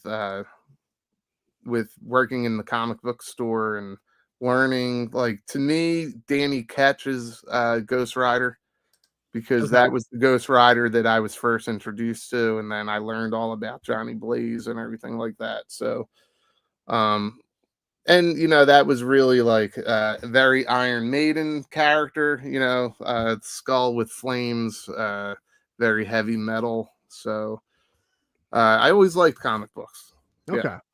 Because you didn't say anything about them, which a lot of people, it seems like, well, it sounds like you didn't really, like, you weren't collecting and playing with toys for that long. You got out of it fairly early. I got out of it, but remember how you said a lot of people kept stuff to themselves, right? I did keep a lot of that to myself. So I was a comic book nerd, but I only shared it with a couple friends. Okay. So not everybody knew that I had this comic book collection. And it wasn't something I was ashamed of. It was just like, there's this great Weezer song in the garage where he's just first off, those words have never been used together. Yeah, listen, don't talk shit on Weezer, man. I just did. Because Weezer is a band where I realize, you know what? I don't have to be a dick all the time. Everybody's a freaking nerd with something. Everybody's a nerd with something. Everybody has an interest that they're nerdy with. And I read that. Weezer definitely opened my eyes to that. But they have this song in the garage where it's all about, like, here I can do whatever I want, and I don't have to share it with anybody else. And I'll never forget that. So when did you come out of the closet exactly? Let's see. So I will say this. I tell people this all the time. Is it called Pink Triangle? Right there, buddy. Okay. So all because of Pink Triangle, you're not a dick anymore. I've seen you. You're a total asshole on Facebook. I will say this. I'm in touch with my feminine side, and my feminine side is lesbian. So.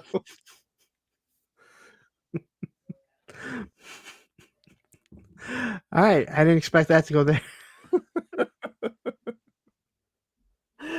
All right. So so you collected comics, and after you graduated and you're working or whatever, are you're BMXing still? Are you collecting anything? Yeah, I was like, because you collect a lot of stuff.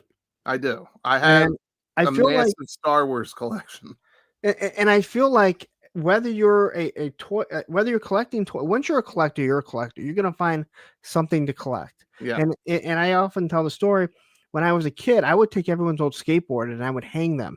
At one point, I had like 50 or 60 skateboards on my wall. They weren't all mine, and they Mhm. were all beat up. But I didn't realize like I was a collector, Yep. just collecting boards, not realizing that's what I was. And I feel like comic books are like the big thing for a lot of us because they're small, they don't take up much room. Yeah. And I would say that would be my first collecting. Okay. And then as far as like more modern day action figures, like I still had shoe boxes that had GI Joes. Some of my Transformers that survived. I think I have one original Skeletor that survived. So not much of the He-Man stuff, but it was when the re-release of Star Wars came out in '97. Somebody I was working with was collecting the Power of the Force line. Dirty Knives, he's asking Baldi, why no ATKOM today or this week? You'd have to ask Travis that. Baldi is now part of Circle of Jerks along with Spec and Tony. So basically, Travis does that show alone, and he has to beg for guests these days. And so I think him and what's his face do it. His other co-host. Who, Bobby? Bobby, that's his name. Yeah. Bobby Behar. No, I think it was just a week off. That's all. We think Travis got a girlfriend, so now he's not all concerned in consuming people. he has something else to focus on until that doesn't work out. Well, isn't that all of us? I don't know. It's been so long since I've had a girlfriend. Well, YouTube's your girlfriend, right? Pretty much. Right? And that's what you're enjoying. So, like, I'll say this to anybody: like, find what you enjoy and just enjoy it. Who the fuck cares? If I wasn't happy, I wouldn't be doing it. If I felt I needed to find a girlfriend to complete me, then that's what I would do. Right. I have other things that are more enjoyable than that. I sound like that cliche of like, when it happens, it happens. Like, and you know what? And it doesn't matter. Like, this happened, right? What you're building. This was not planned at all. No, and that's the thing. I never planned to do any type of YouTube. Like I said, I would consider myself still very new to YouTube and the platform. And I feel like I'm learning stuff all the time. So Jim Smith wants to know if you're going to Joe Fest. Jim, we touched on this earlier. Now I have a few family things going on the same weekend as Joe Fest this year, so I'm not. He is not. Dude, I had such a blast with Tony at Joe Fest. I know. I watched you guys make Travis mad. Oh my God. We had so much fun. Derek says you're a noob. I am a noob. Definitely a newbie. I'm a newbie with a lot of stuff. But Jim, I'll be at Joe Fest. Thanks for asking me. I don't think I've ever seen you here. You come in here and ask my guest. Don't even bother asking if I'll be there. I will be there. Don't say hi. I'm not gonna say hi to you if you tell me who you are now. I won't remember. I will say that was one of the fun things about Joe Fest was how much everyone knew me. Yeah, that too. Which everyone wanted to say hi to me. Actually, that was kind of fun watching everybody come up to you. That I will say I did enjoy that. That was fun. Putting handles or profile names to actual names. Like, you don't realize, like, yeah, I'm sorry, I don't know who you are. And then they give you their username and you're like, oh, geez. And yeah, I was very adamant leading up to that because Oz was like, do not come up to me and say you're Jim Smith. No offense to you, Jim. Don't come up to me and say you're Jim Smith when your handle is, Cobra Terradrome 24. Like, I'm not going to know who you are. Yeah. So I was very adamant about it. So when Rich came up to us, he told us who he was. Mm-hmm. So that's how we knew that he was GI Bro. He's like, hey, I'm Rich, GI Bro. He's like, I heard you saying don't come up and just say your name. Well, I was that's like, what I'm like, you have arms. You can say whatever you want. You can be whoever the fuck. well, that's what that first night, the first few hours were, people coming up and introducing themselves in different ways, and it was just like it was so much fun. Yeah, and everybody was, maybe not everybody was super inviting, but I would say the majority of everybody was. I We didn't had a have blast. anyone that wasn't inviting. No, I heard stories from other people. Oh, really? Yeah, that a couple, not Couple? us. No, Okay. we were fantastic. I agree. We were great. We were very welcoming. Did you see? Did you see our panel? Well, I mean, we didn't have the greatest host, but like, Well, that just we clicked. stuck us next to each other, and I'm like, this. Dude, and if I knew wearing shorts at a panel was a bad idea, I wouldn't have worn the shorts. No, I have I don't know if Charlock is here, but Charlock was one of the fun things, one of the fun meets. He was across the bar and he had tried talking to a few different people, and I guess they weren't as friendly. He could tell the story much better than I can. But I was like, yo, dude, come over, come hang out with us. And he introduced himself. We hung out all weekend. And he was just telling me, he's like, yeah, you guys, a lot of YouTube guys aren't as inviting as you guys. So, and he was talking about me, you, Travis, Tony. And we were just there. We were there as fans too. And like, this isn't, some people think they're way more famous than they actually are.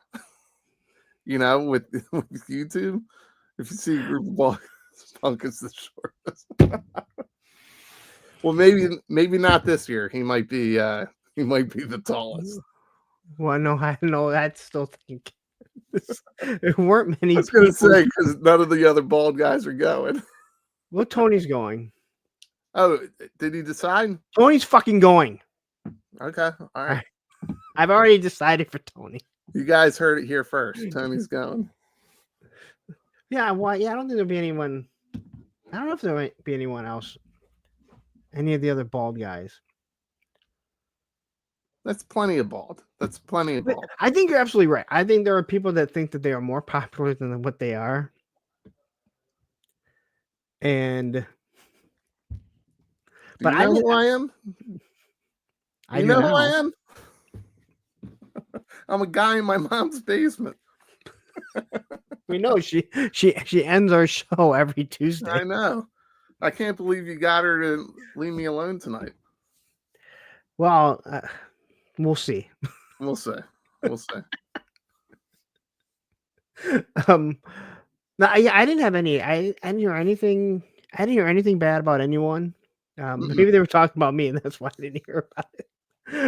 No, you weren't who they were talking about.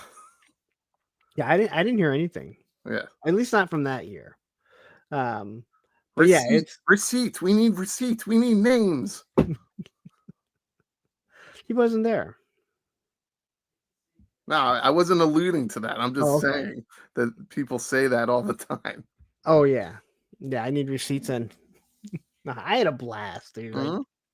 And we're going back to Joe Fast. People are like, oh, once again, we're going to talk about it. Guys like Woody, who decided to go to DFW, they're going to regret it. They're going to be like, why? I'm like, I don't know. I told you. Don't be a hater, Punk. If Woody's going to have a good... Woody, you're going to have a good time. No, I'm not saying you won't have... I'm not saying people won't have a good time at DFW. You'll be fine. People will have a good time at DFW. But I have a feeling that they're going to see... Like, they're going to experience that. Then they're going to see everything that happened. They're going to be like, I could have gone to one. This is the one I chose to. Although Woody said he's going next year to Joe Fest.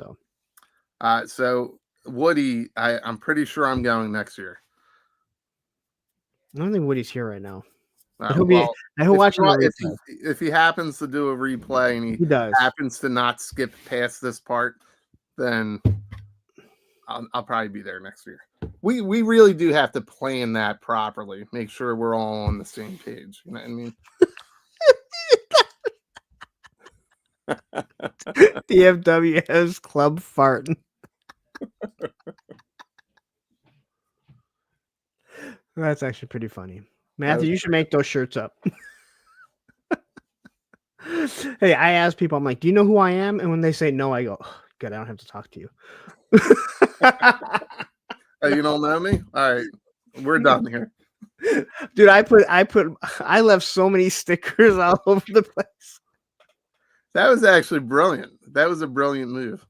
I still have some left. Yeah, I had 700. Well, I mean, you did buy a lot. I had 700 stickers. You brought a pallet of stickers. Pretty much. Left with a box. I bought 700 because there was a deal for your first thing, and after you and for PayPal credit, you had 6 months to pay it off with no interest. So I had 800 to get $100, and it went up to like 120. I think is what I spent on them. I got like 700 stickers. I still have one big sleeve full of them. What you got to start doing is slapping them on like anything, anywhere. You know, I hate that. I find that's when I see people that slap urinals things. Yeah, I find that disrespectful. I hate that. You know what? You're standing in a urinal and you're pissing on a punk with toys. You're gonna remember that. I love when people like would show me that they put it on the car. I'm like, that is awesome. I won't put one on my car. I'm a sticker snob where so I'm not the only dick then. You're a dick. What? I know you're getting lost in the comments. Right? No, I'm just seeing a couple. I don't. But hey, that's what this is for, right? All right. So as you start getting older and you're doing what you do, what do you start doing for work? So you said you were going to school, but you were also working. Yeah. So I was going to school. I originally tried to go to school to be quickly.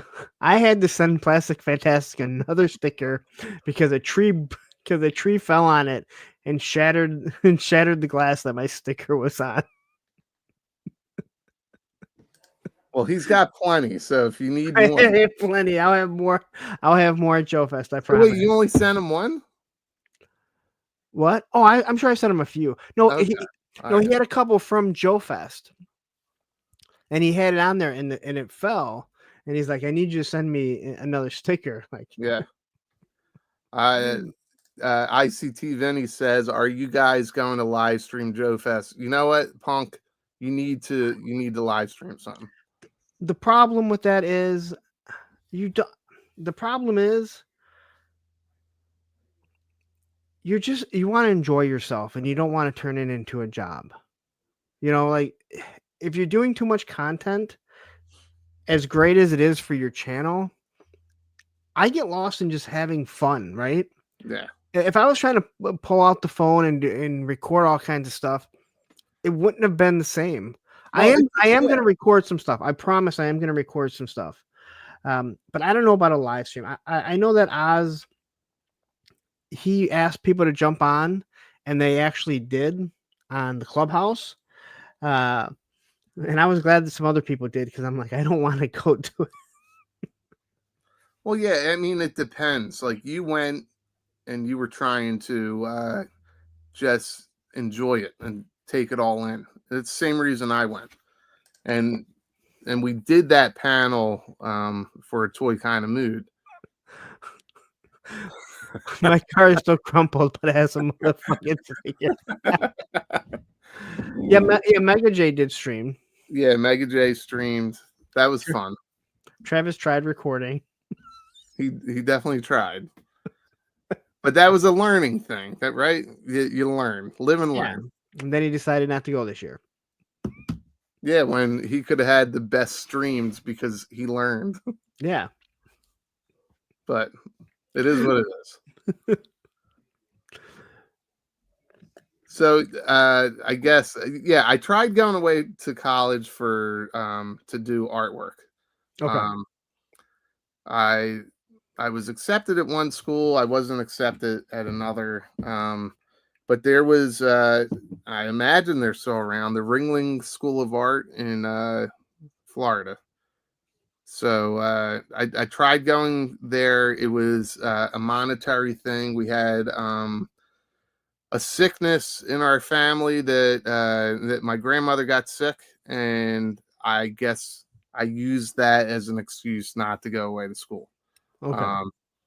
Which was, I really do kind of regret that, but the rest of my life would not have happened, right? So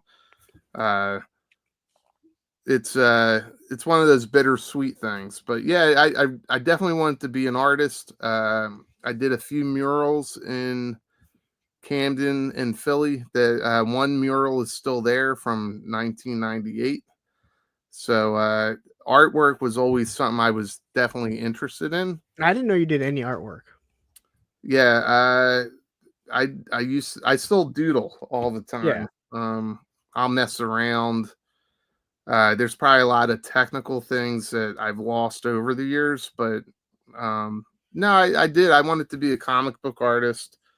I wanted to be an animator. I did make a cartoon once. I had a scholarship to the University of the Arts in Philadelphia. I did that 2 years. But I never went that way. So I ended up, you were talking about work. So I ended up working at different spots like Annie Ann's Pretzels. Do you guys have that out there? Yeah. Okay. Yeah. They have good pretzels. Yeah. So I did that. I used to work at this place called Bruegger's Bagels. You ever hear of that? Nope. Ever hear of Einstein Brothers? Oh yeah, I know Einstein. So that was the rival to Einstein early on. Okay. Obviously one of them won. Which one was that? Probably because the other one had me working at it. Now I want a bagel. Oh man, I used to get up and make the bagels. And then I went into distribution, and distribution is like a fancy way of just saying warehousing, right? Yeah.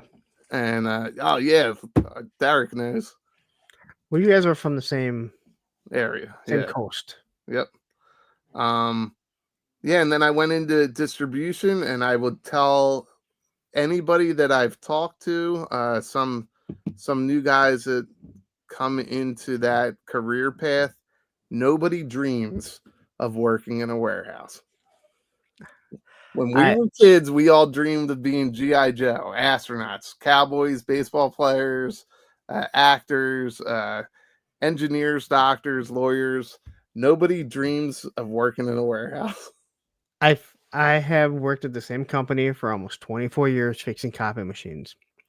Nobody decides to become a copy tech. Right. You just fall into it. You fall into it. And next thing you know, it's been 2 decades and you're like, there's a reason why I keep my job, because no one tries to get this job. Yeah, I could come up with all sorts of reasons and excuses of maybe why I didn't follow one path versus another. Matthew tried to ruin your Bruegger's. He had a friend that was murdered at a Bruegger's Bagels. Wow, that's awful. Thanks for bringing down that stream, Matthew. I can top that, Matthew. Derek probably was the one that did it. No, actually, I have said that. No. Derek says they still have them in Albany. I have no idea. I'm going to have to make a trip up to Albany. All right, go on.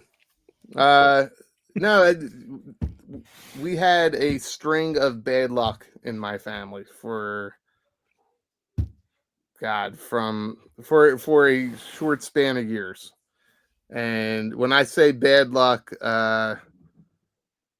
it was bad stuff. It was really bad stuff. So I use a lot of those, I guess, life events to kind of just stay in the area and not really move past what I was doing for distribution.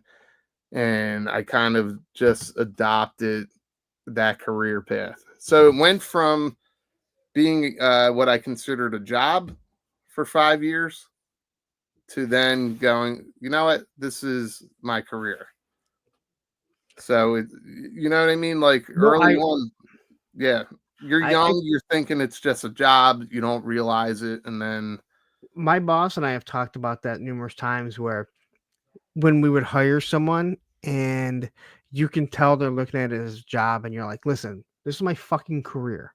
Mm-hmm. It's not a job. If you want to be in here and be out in a year, then go find something else to do, because I need someone that's going to look at this and want to stick around, because I need someone I can train to be on the level where I am, or where the other guys are. And yeah, you're right. There's a difference between a job and a career. I'm with you 100%. And it just depends on when it clicks with you. So, I have some very successful family and friends, and for them, scholastically, things clicked for them earlier. They knew what they wanted to do. I still like to think that I don't know what I want to do when I grow up. I have a lot of interests. I like to do a lot of different things. But when it comes to like a career path, there is nothing wrong with working wherever you're at. If you can make the best of it, or decide, no, this is just a job. And then maybe you decide, you know what, this is a career. There's a lot of opportunity here. Yeah. So unfortunately, I'm good at what I do. I say unfortunately, tongue in cheek. I am good. It's not something I ever thought of being good at. No. Sometimes you're good at things, and I'm sure you do this. And again, I've been at this job for 24 years. There's certain things that I don't understand why people don't understand. Like, how can you not understand this? Right. Like, it comes naturally for me. Right. But I'm also one of those self-aware people where I know stuff that I'm not good at, and I don't try and act like I'm good at it. Right, which is why I won't do electricity in my house. Like when it comes to the computer side of stuff, setting up networks, I know enough to be dangerous. Mm-hmm. But I'm a mechanical guy. Give me something to fix. I'll be able to look at it, figure it out, and then as time goes on, you realize the problems. When it comes to a virtual world, I don't even want to do it. I look at it and I'm like, I don't want to deal with computers. Yeah. Yeah, and you find these different things, and it's my advice to people when it comes to some of those career choices, like, no, sometimes life puts you somewhere and you have to make the best of it, right? Yeah. And then when the time is right, you can change that. It shouldn't always be a woe is me type of situation. You can decide, like, okay, let's make the best out of this shitty thing and take advantage of it, right? So, I mean, 24 years is nothing to shake your head at. That's pretty impressive. It was a quarter of a century. Yeah. So, I didn't even know my kid's mother at this time. Met her right after. Right. So your longest relationship is your job. Oh, easily. Yeah. Easily. Well, no, actually with my USS flag. I don't know if I ever told you the story about my... You have a flag? I do, with 8 shipwrecks. Oh, that's awesome, man. Did you ever let anybody else play with it? Every now and then I'll let someone land something on it, but for the most part, I'm like, I'll land the plane for you. Yeah. We talked about this not too long ago, but I've talked about this with people. I hate when I run into somebody that is working, let's say, not at Rite Aid, because Rite Aid is no longer around, but CVS or a drugstore, Target. And the first thing you ask them where they're working, like, oh, I'm working at Target, but it's just temporary. I'm like, dude, never be ashamed of what you're doing. Yeah. You're working, you're finding a way to support your family or yourself. There's no reason why you should not be proud of anything that you're doing, unless if it's blowjobs on 7 Mile in Detroit. You shouldn't be proud of that. Well, I'll tell you what, I kept it to myself, but when I was a dancer at the Cave in Philly, like that was a 6-month gig, and I met a lot of chicks. So, I mean, I was a little embarrassed the first couple weeks, but 6 months in, I was good. I'm sure you were. Yeah. So trying to think of where we're at here. We're all over the place. We're all over the place. So when you get into like what your career path became, are you collecting anything at this time? So, and have you met your future wife? Yes. So I talked about some dark clouds over my life. So I met my wife during that time. Okay. And the fact that we got through all that kind of stuff, and I'm still here. I promise you. No, it's all right. It makes me a little uncomfortable. Well, I know, but no, I met her early on, and I would say as I got to no one wants to see me wipe my nose. All right, so I'll just tell you I did that. As we got to our first child, I gave up what I was collecting, and at that time it was mostly Star Wars. Okay. So I would say it was by the time episode 3 came out. I collected some of that, and then I stopped. So I stopped for a while here and there. G.I. Joe's 25th anniversary came out. So like I saw that on the pegs. I only grabbed a couple. It was too expansive.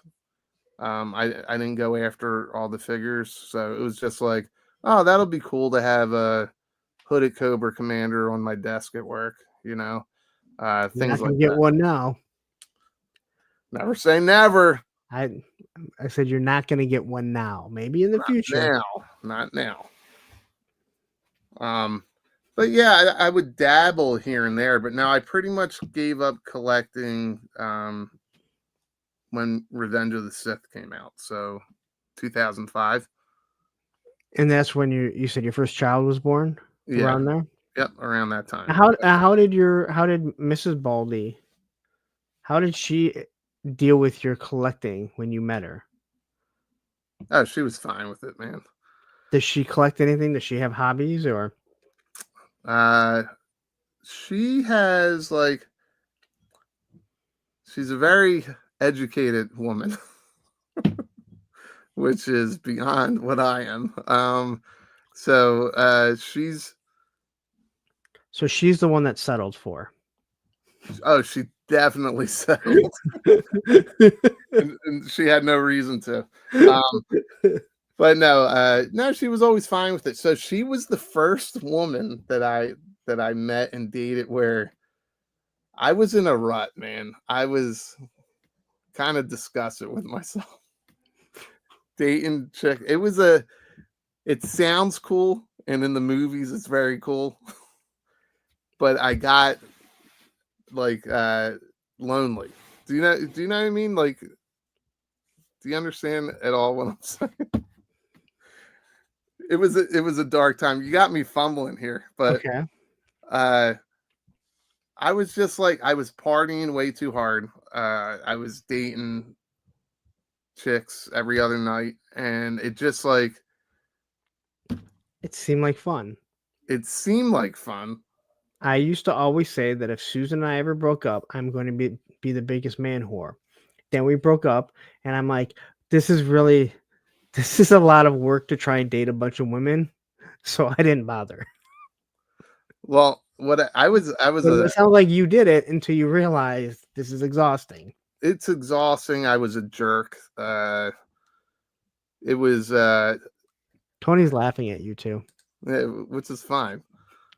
But I was a jerk, and then I was like, you know what? I'm gonna try this thing that I only heard about once or twice. It's called, I don't even know how to say it right. Honesty. Starts with an H. Honesty. I tried being honest with this girl and told her very much early on. Is that like yogging? It's like yogging. I think the J, there might be a silent J in there. Honesty.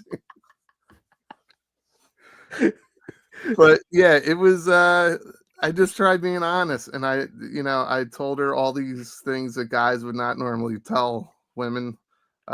Just like, hey, I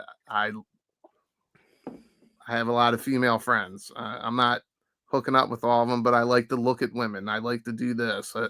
My friends are more important than date night sometimes. Like, we used to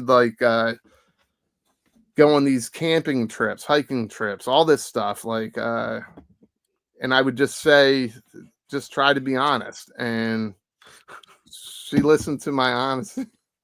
You're like, I need to be honest with you. I was like, took the wig off. I'm bald. Yeah, I mean, it was a wild ride meeting her, and we have a blast even now. Like, we still have so much fun together. So I got real lucky. No, and that's great. I you can ask Tony. I told Tony from the beginning, I said, this guy is not going to Joe Fest.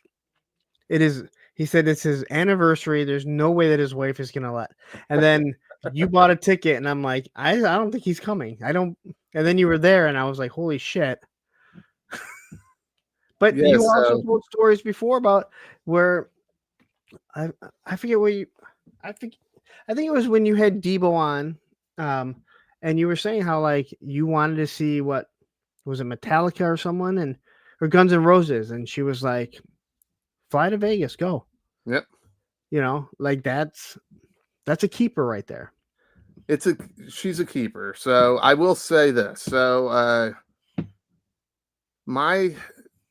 I lost my sister and nephew in a very violent fashion. I think I've talked to you about this. You let me know, so I don't know. Yeah, if you want it's to not. It's not something I normally talk about.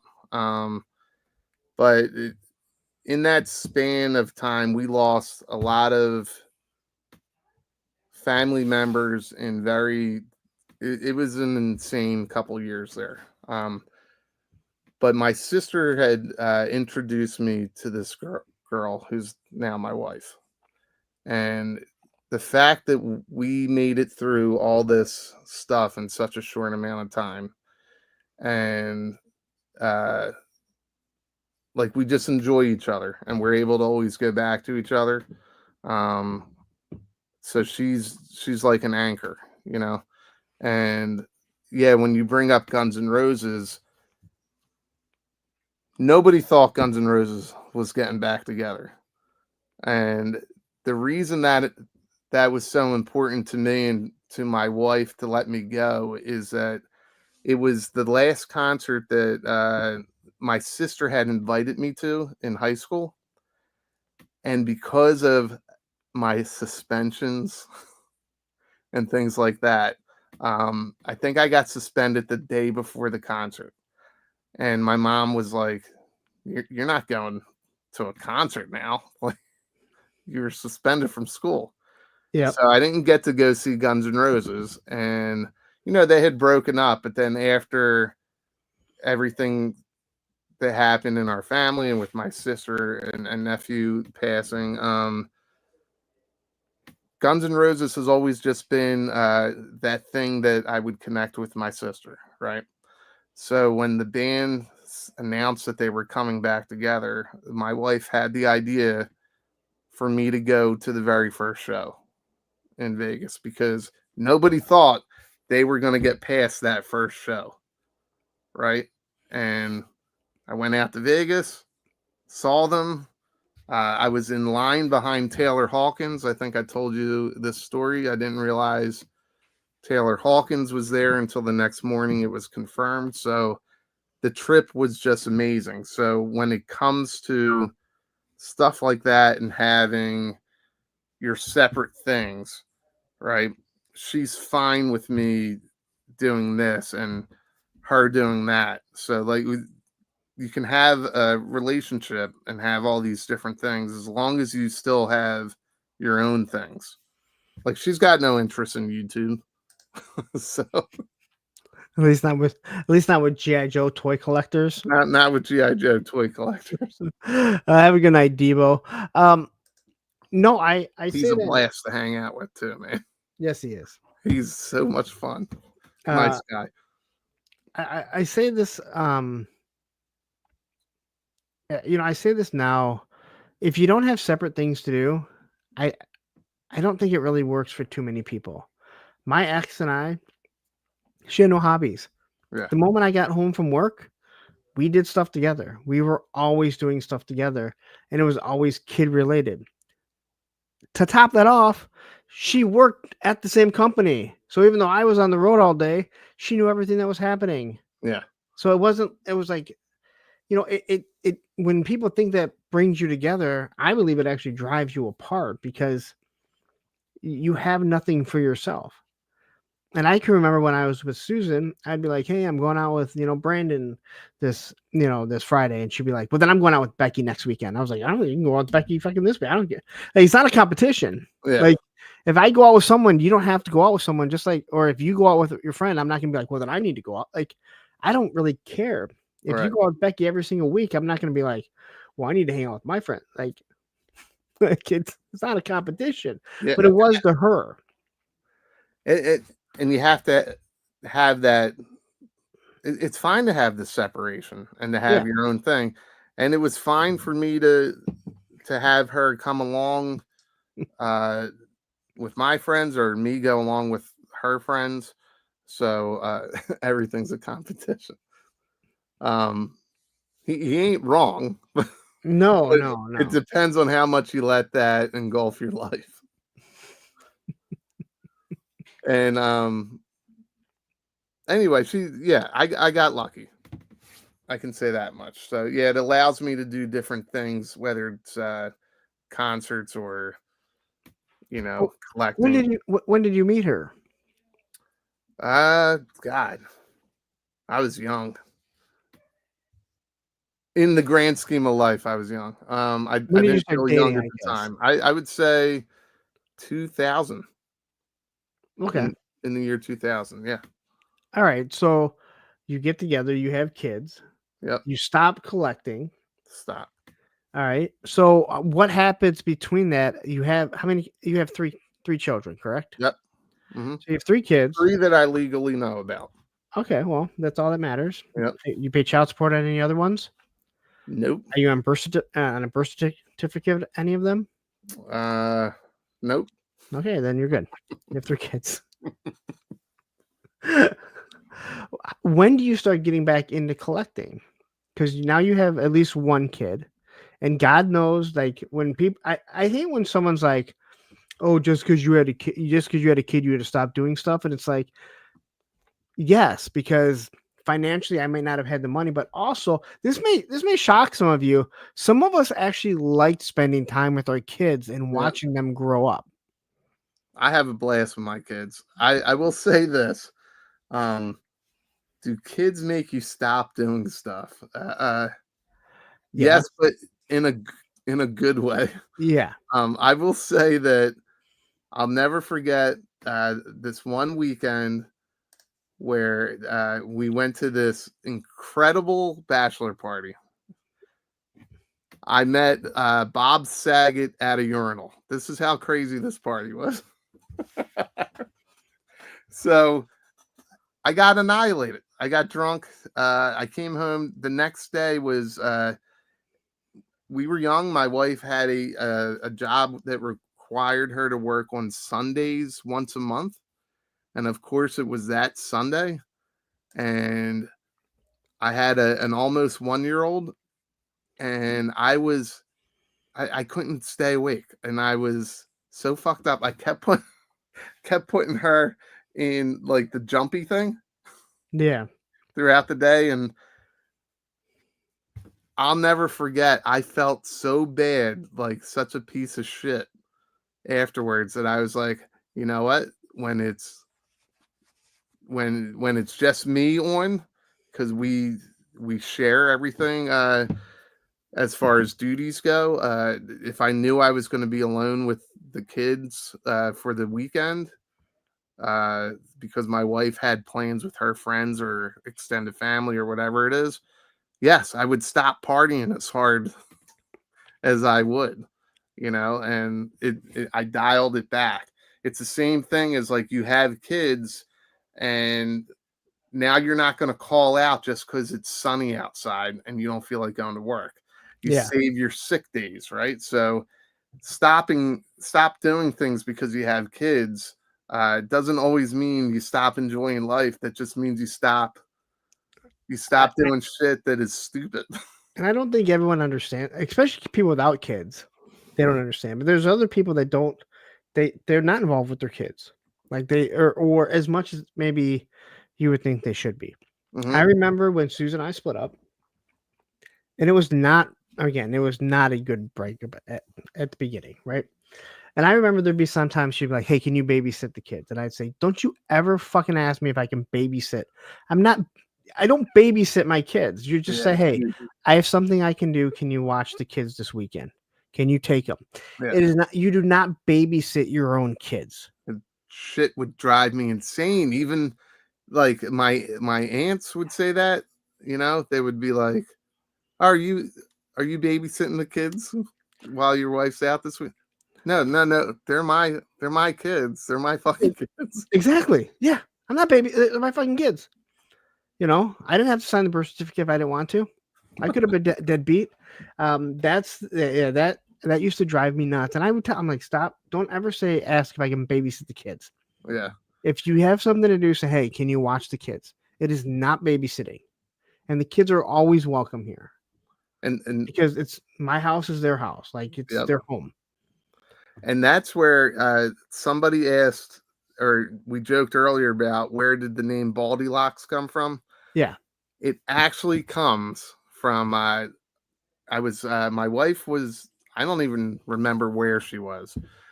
Maybe just gone for the day, and it was a rainy day, and the kids and I were looking for something to do. So I was like, let's make a superhero movie. So we did a superhero movie. My daughter wrote it, or both girls wrote it. It took up such a chunk of the day, and we all had to give each other superhero names. So the girls came up with BaldyLockz because I used to say I can't. Like one of the things was like I can't grow hair like Goldilocks. I'm bald. Okay. I'm bald. So they're like, okay, BaldyLockz. And that was my superhero name. So we shot this little home video. I think I still have the video somewhere. And we played it for my wife when she came home. So that is where BaldyLockz comes from. It's from when my kids were young. Where does the nickname Baldy Fox Reviews come from? I'm not really sure. That sounds familiar. That could have been on Squiggle Vision for Cinemax After Hours. ICT Vinny wants to know who drew your icon. The day I decided to do a video and load it up, somebody told me it may have been you, Punk, or it may have been Terry, that said, well, you need something to go with your videos, like an icon or something. That took me about 30 seconds to draw. I just scribbled it together. And that's been my icon. I know it sounds like something that I would say because I'm very, again, this wasn't my first logo that I did. This was something I actually had Olivia do. And if you're a skateboarder, this is Vision Streetwear. Yeah. And I could never imagine changing it now because people see that and they know that it's me. I've talked to Tony about it before. I go, when Travis changed his icon, his logo, and I'm like, I don't know why. Everyone knew it. Now I would see it pop up. Now it's been over a year, I think. And I would see it and I was like, oh, that's Travis. Why did he change it? Like, I think once you get established with something, you keep it there. Mm-hmm. And I think everyone knows your stuff. Everyone knows, Bobby B, right? Everyone knows his shit. Mm-hmm. I think it's very important for people to see that. Yeah. So when I would draw with the kids, I would draw in like they used to like the old Mickey Mouse cartoons, so like those kind of eyes and everything. And I would always draw me like that, and my girls would draw it like that. So that was the first thing that came to mind, and I just scribbled it together and loaded it with the first video. And that's it now. That's your logo. That's it. I mean, I think it's time to clean it up a little bit, but it will stay the same. If you clean it up where people, still see it, to say that like you shouldn't change your logo, I mean, big corporations change it from time to time. Mm-hmm. But you look at someone like Chrysler, they have tried changing it numerous times. And it always goes back to, if you ask someone what the Chrysler logo is, they're going to tell you it's the Pentastar. It has not been the Pentastar for the longest time. Right. But Ford, GM, Chevy, like they've all kept the same logo because they're iconic. You know it. Dodge is one that changes it all the time. Jeep, though, Jeep is always the same. And in this type of platform, right? It's medium. A social platform, social media. It's people change it all the time. They change their names. They delete their channels. They say that somebody else got their channel deleted, and then they rebrand, right? I'll never let that go, man. Dude, I feel like I remember someone who did that. Yeah, I can. More than once. More than once. So I even made if I do a stop cam, right? I made this. This is a little cleaned up. But that's still like it's you still part of it, right? Yeah. So I don't think that'll ever go away because we laugh about it, me and my kids and my wife. So it's silly, but I can change it and clean it up and do different things. But I think it'll always be the big beard with the smiling face and everything. No, I think it works because that's how people know you. And like you do a review or whatever, if you're going to be on a channel, like people see that and it's sitting right there and they know, oh, hey, you know what?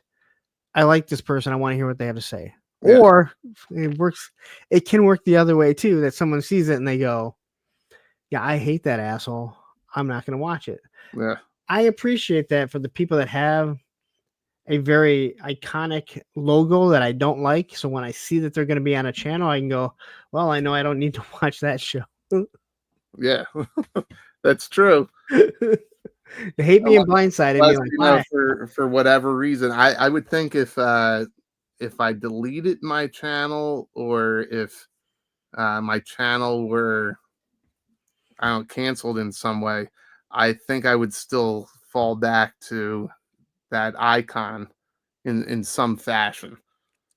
I can't. Yeah, if I got rid of this, I can't see myself not using a Punk with Toys for my screen name for everything now. Yeah, because that's how people know me. And it seems weird to think, but if people saw Punk, right? Like people call me Punk now all the time. Like that's kind of what my name.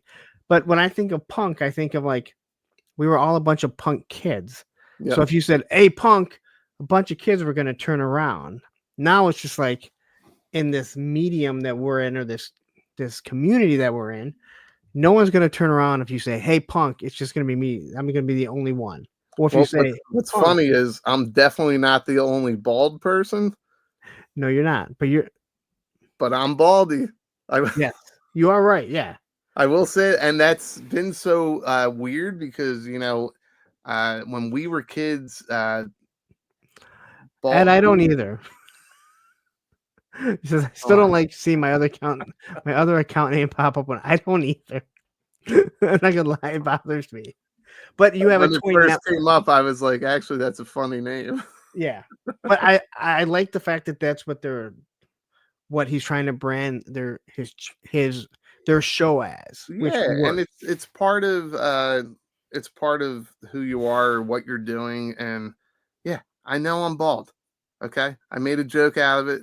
There's actually an endearing story as to where BaldyLockz comes from, but I've accepted it, and I could be offended by somebody calling me bald. I already know that I'm bald. But I do look at it sometimes and I laugh and I go, I let somebody call me Baldi and it doesn't even bother me. But I'll say something about that. I don't mind short jokes. Okay, I'm short. I tell everyone. But when it gets to the point that you realize that you have nothing else to say to me but short jokes, it gets a little annoying. Yeah. It's like, find something else. I do enough here that you should be able to find something else that you can figure out to start, right? Just short jokes over and over and over. Other than Ed, who constantly sends me shit about Well, short we people. have our we have our, I guess you would call it a backstage chat, but we have our own private chats and Yeah. we're constantly busting each other's stones because that's just the personalities that we are and that's our friendship and we're all bald, but you are bald. You bald. Yeah, there's times where people can use like short jokes against you, but at the same time, like, all right, give me something else. Give me some. I make my own short jokes, right?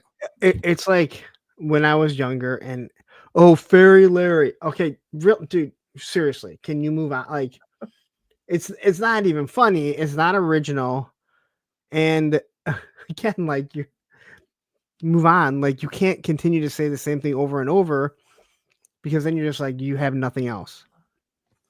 Well, it's like when people make fun of people's appearances, right? Yes. And like, look in the mirror, dude. And I've had people, make, and I won't say other people's appearances. I'll say my own appearance.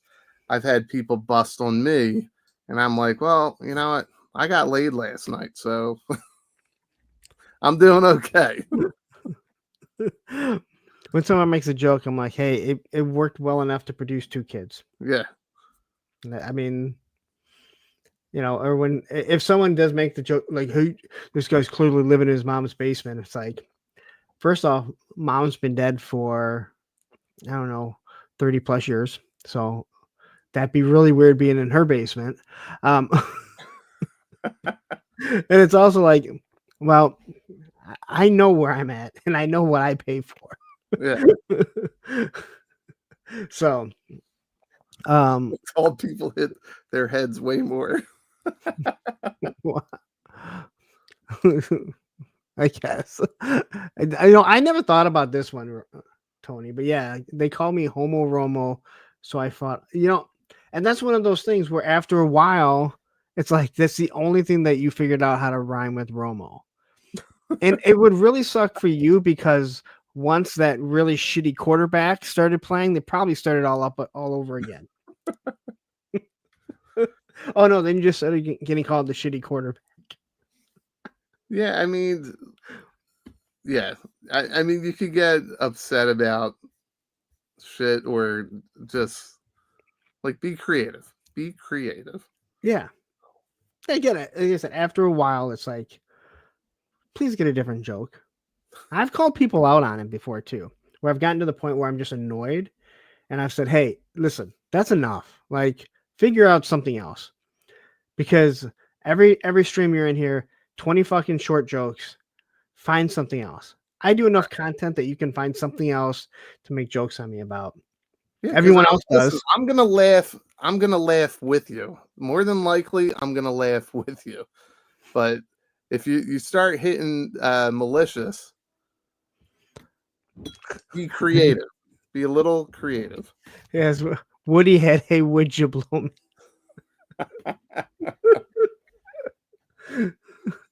I'm glad I'm not the only one. I'm glad I'm not the only one that was stuck with stupid stuff like that. Well, you know what? People ask me all the time, is Zen your real name?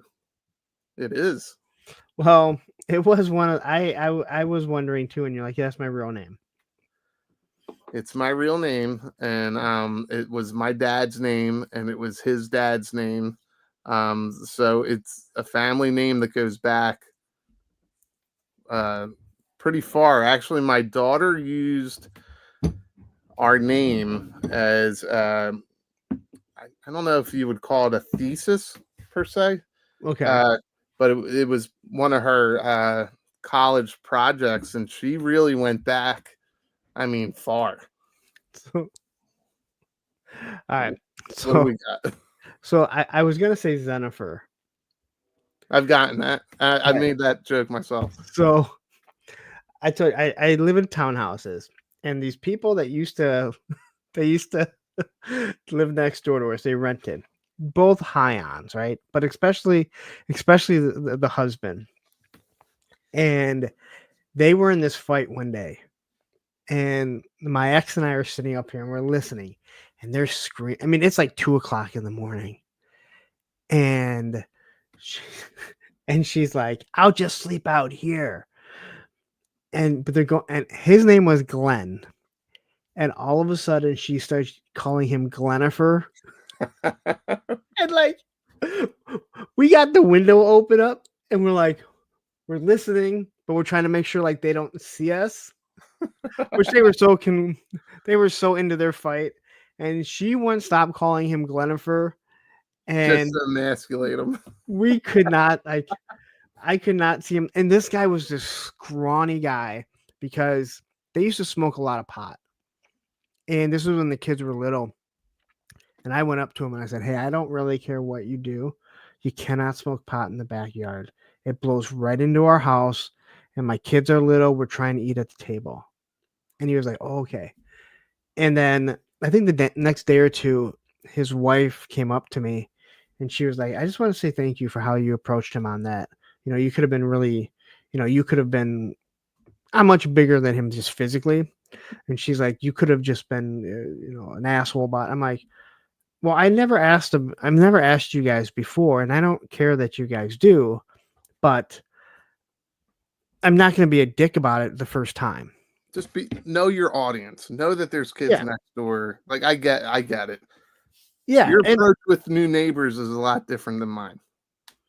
Well, they weren't new; they had been there for a while. Oh, okay. But it was the summertime, and we were trying to eat dinner one day, and we had to shut the door, and I was just like, "All right." And so when I saw him, I just said very nice to him, and then she came up to me, was very pleasant. And said, "Oh, thank you," and like, you know what? Hey, it's just.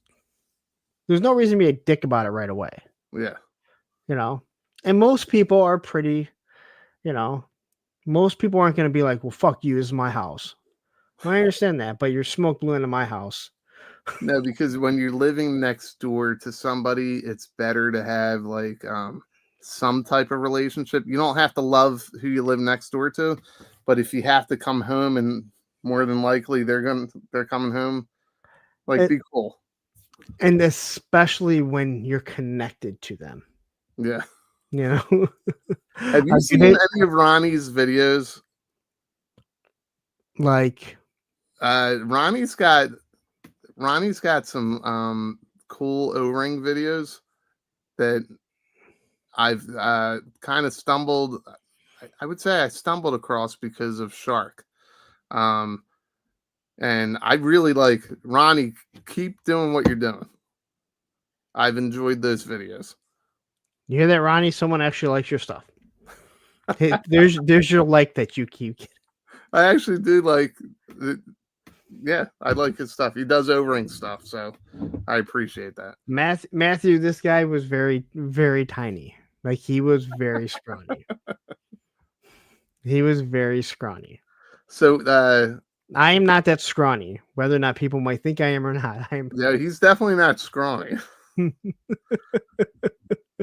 I had a new neighbor move in, right? And my wife befriended his wife, and they were there for, God, it could have been a couple months, but I'll just say it was like a few weeks. And I had never met him. So one night it's it's the trash night. Take your trash out. So I'm taking the trash down. He comes out, he finally gives me a chance to meet him, right? So I walk over and I'm like, yeah, Mike, Zen, I said, we haven't met yet. And then I was like, welcome to the neighborhood. And he says, yeah, man. He goes, I'm surprised I haven't met you yet. My wife has said good things about your wife. And I said, that's great. Just listen, if you see a lot of people coming here on the weekends, Friday, Saturday night, just know that we're swingers, like hardcore swingers. So just don't let that alarm you. It's pretty normal. And I said, but listen, I got to work early tomorrow. So it was nice meeting you. I just walked away. So then I didn't tell my wife. So now he ran in and told his wife and said that they got to move. And he tells her this, and then she's like, she tells my wife, and then I come home like 3 days later, and I guess they finally had a conversation, and my wife's like, what the hell did you tell them? It was so freaking funny. And this was, God, the kids were young, and we're still friends to this day. Like we've had a blast. They didn't move right away. So this is what I have to ask. How did you not laugh at your own joke when you were trying to tell it? You must have struggled to keep a straight face. Because No, you cannot. I'll tell you what, when I would fuck around with people growing up, like you said you were in the skate scene, there was always, but you were straight edge, right? You weren't a drinker or nothing. Nope. But when you're in that group setting and like new people would come in, and it's I didn't always want to fight per se. I like to make people feel uncomfortable. Yes, I would instigate. And it was just it was like you're in on the joke, but that person's not. Yes. So it was very I guess Andy Kaufman in my style. Not everybody needs to be in on the joke. All I need is one person to be in on the joke. That's all I need. know. Hey, do you want to fuck with Travis? The answer is always absolutely. That's right. I always talk about, like, I like to make people feel uncomfortable just because I find it funny. Yeah, sometimes it's fun. When you know what? If I find out that you're totally uncomfortable and you're not coming around to my sense of humor, I will back off. I won't. When people would hear my last name and they'd be like, "Oh, Frontera," they go, "Oh yeah, that is Spanish," and I go, "It's Italian," because it is. Because I tell people I'm Mexican, I haven't got around to saying I'm also Italian. The one that I did was when I started skating again. There was another guy, actually the guy that I was telling you earlier about, that said to those girls that were hitting on us, and he was like, it was right when I first met him, and he was trying to explain my buddy Tony. He didn't know that I knew Tony, and when we started talking, he's like, "Oh yeah, there's another older guy that skates here." I was like, "Oh really? What's his name?" He's like, "Oh dude, I don't know." He goes, "I used to be on a team with him a while back. She's like, I think he skates for the team here." I'm like, "Oh really? Oh, who?" Now I know who he is, because he's like, he's about our age. I'm like, okay. And I'm like, can you describe him? He's like, he's really smooth, super, like probably the smoothest skater that you're ever going to meet. I really know who it is, because Tony is the smoothest skater, really good. Just, oh my God. I don't know. Like can you explain him a little more? And he's like, he's into like import tuners, like those little tuner cars and everything.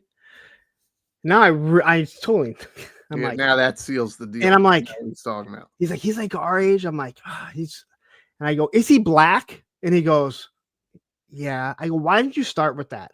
Because that would have eliminated about 85% of people. I'm like, that's Tony. I grew up with Tony. I go, you're not insulting him. Not to mention, you're Philippine. Like, so it's like, if I was trying to describe someone to you, I'd be like, he's Asian, right? Because that eliminates a lot of. You're not insulting them. No. I knew that he did not want to. He did not want to say that he was black. So I was going to make it as uncomfortable as possible. So I finally said, until he finally gets there. You were helping him get there. Yes. Because I'm like, dude, there's nothing wrong with it. Like, you're describing, and I tell Tony, and Tony's laughing his ass off. But again, like, why, if you were trying to describe me, why would you leave out that I'm short? Because that starts eliminating a lot of the skateboarders there. Because it's funnier that way. That's why. Well, yeah. That's 100% why. But yes, you know, at parties growing up, and just, I don't know. I'd love to like fuck with people, and I would just think to myself, all right, to keep myself from laughing, I would be like, is it really that funny? Is it really that funny? It's not. And it would get me through it. So there was a long time where, you know, YouTube, everything wasn't as prevalent as it is now. Not everybody saw Goodfellas. So there would be times where I'm at a party and somebody would be like, dude, you are funny. And I would totally do that Goodfellas skit. What? How the fuck am I fucking funny? And when you go through that, and I was a much better shape than I am now, people would just be like, dude, what is up? This guy's psychotic. And then half your friends are all film heads, right? And they would all know the movie, and they know what you're doing. But at the same time, you're just fucking with people. So we grew up in that era where the mom jokes became really funny. Still is. I still say mom jokes became popular, shall I say. And you might imagine where I'm going. Because I would, especially when I would get annoyed by someone, I'd go, dude, my mom's been dead for 5 years. I found my mom dead on the couch. And you'd watch them turn. Now, if I didn't like them, I'd leave it at that. Yeah. And they'd feel like the biggest pieces of shit. If I liked them, I'd be like, I'm just fucking with you. Yeah. But seriously, mom jokes, stop it. I don't want to hear them. There was one guy that he wouldn't stop. I didn't know him. I became pretty good friends with him. And I just finally said to him, I go, dude, my mom's been dead for 5 fucking years. If you say it one more time, I'm going to beat the shit out of you. And I skated away. And the guy that we knew together, he was like, dude, he's so like, he was like, holy shit, dude. Like, yeah, but that's the thing. Like you said earlier about like inserting your foot in your mouth, right? You don't know. So like at the time, most people's mothers haven't passed already. So that kid saying the mom joke, he doesn't know that your mom passed. And you put up with it to the point where you're just like, all right, fucker, I'm done now. But he knew because the guys that also told him, like, hey, his mom's passed away. And I don't know if he didn't believe him or what, but he just kept going because I was like, I'm sick and tired of hearing this. And they had hinted at him, like, dude, you need to stop. And I just lost him. Yeah. But even Matthew, you know what Matthew says to me? I schedule the Punk's Pit for next week. He's like, oh, Mother's Day weekend, but you don't care about that. Dude, I make the same Father's Day jokes. But at the same time, I'm like, first off, it's Friday night. Mother's Day is on Sunday, so I don't want to hear about it. And well, it's funny that he said that to you because Father's Day, and I've had kids for a long time now, right? I didn't grow up really celebrating Father's Day other than my grandfather or like maybe my uncles, but it wasn't ever anything as important as Mother's Day. So to me, like, I still feel weird about Father's Day. Does that make any sense? No, not at all. But Father's Day, I'm sorry, and I used to tell my kids. I I used to tell my kids. I go, let me explain something about Father's Day. And first off, Mother's Day is like right after their mom's birthday, so it's like double whammy for me. Right. This is Father's Day. Mother's Day comes, and in school they create this wonderful thing for their mom, right? They have, school. Father's Day is like right after school ends. Right. So school is like, fucking just do something for them and have some. So we always get something super shitty because the school was already done and they're just trying to get them out for the summer. But Mother's Day for me, I only know when Mother's Day comes, in all honesty, because of sports radio when they start promoting it. Because I'm like, for years, I wasn't going to celebrate it. I'm not a very emotional person. So it's not like Mother's Day came and, I'm going to sit there. I didn't even know my mom's birthday for the longest time. Yeah. You're 13 and, you're not really thinking about it. Now I know when it's at, and it comes, and I usually only see it because my sister will post it on Facebook, and I'm like, oh yeah, it is the 2nd of April. So I don't even really think about it, because I'm just not an emotional person like that. Right. Like my daughter was born on February 18th. My mom died on February 17th. Now, obviously not around the same time. And it was a rough pregnancy for Susan. She wanted that baby out. I believe Olivia would still be in there if they wouldn't have forced her out. Right? And Susan, like the first, like, when they say like, okay, now it's safe to have her when it's early, she was ready. And then the due date came and then it went by. Yeah. And then it kept going and kept going. Yep. And I mean, she was trying everything. And we get to February 17th. And after all these weeks of today, she's like, not today. You are not coming. And I said the same thing. My dad said the same thing. It's just another day. No. You have an aunt. Your aunt is going to be like, oh my God, this is something that is, even though it's not like a special day, it is a special day. She's like, that is a specific day. I don't, And so the next day they were finally able to force Olivia to come out.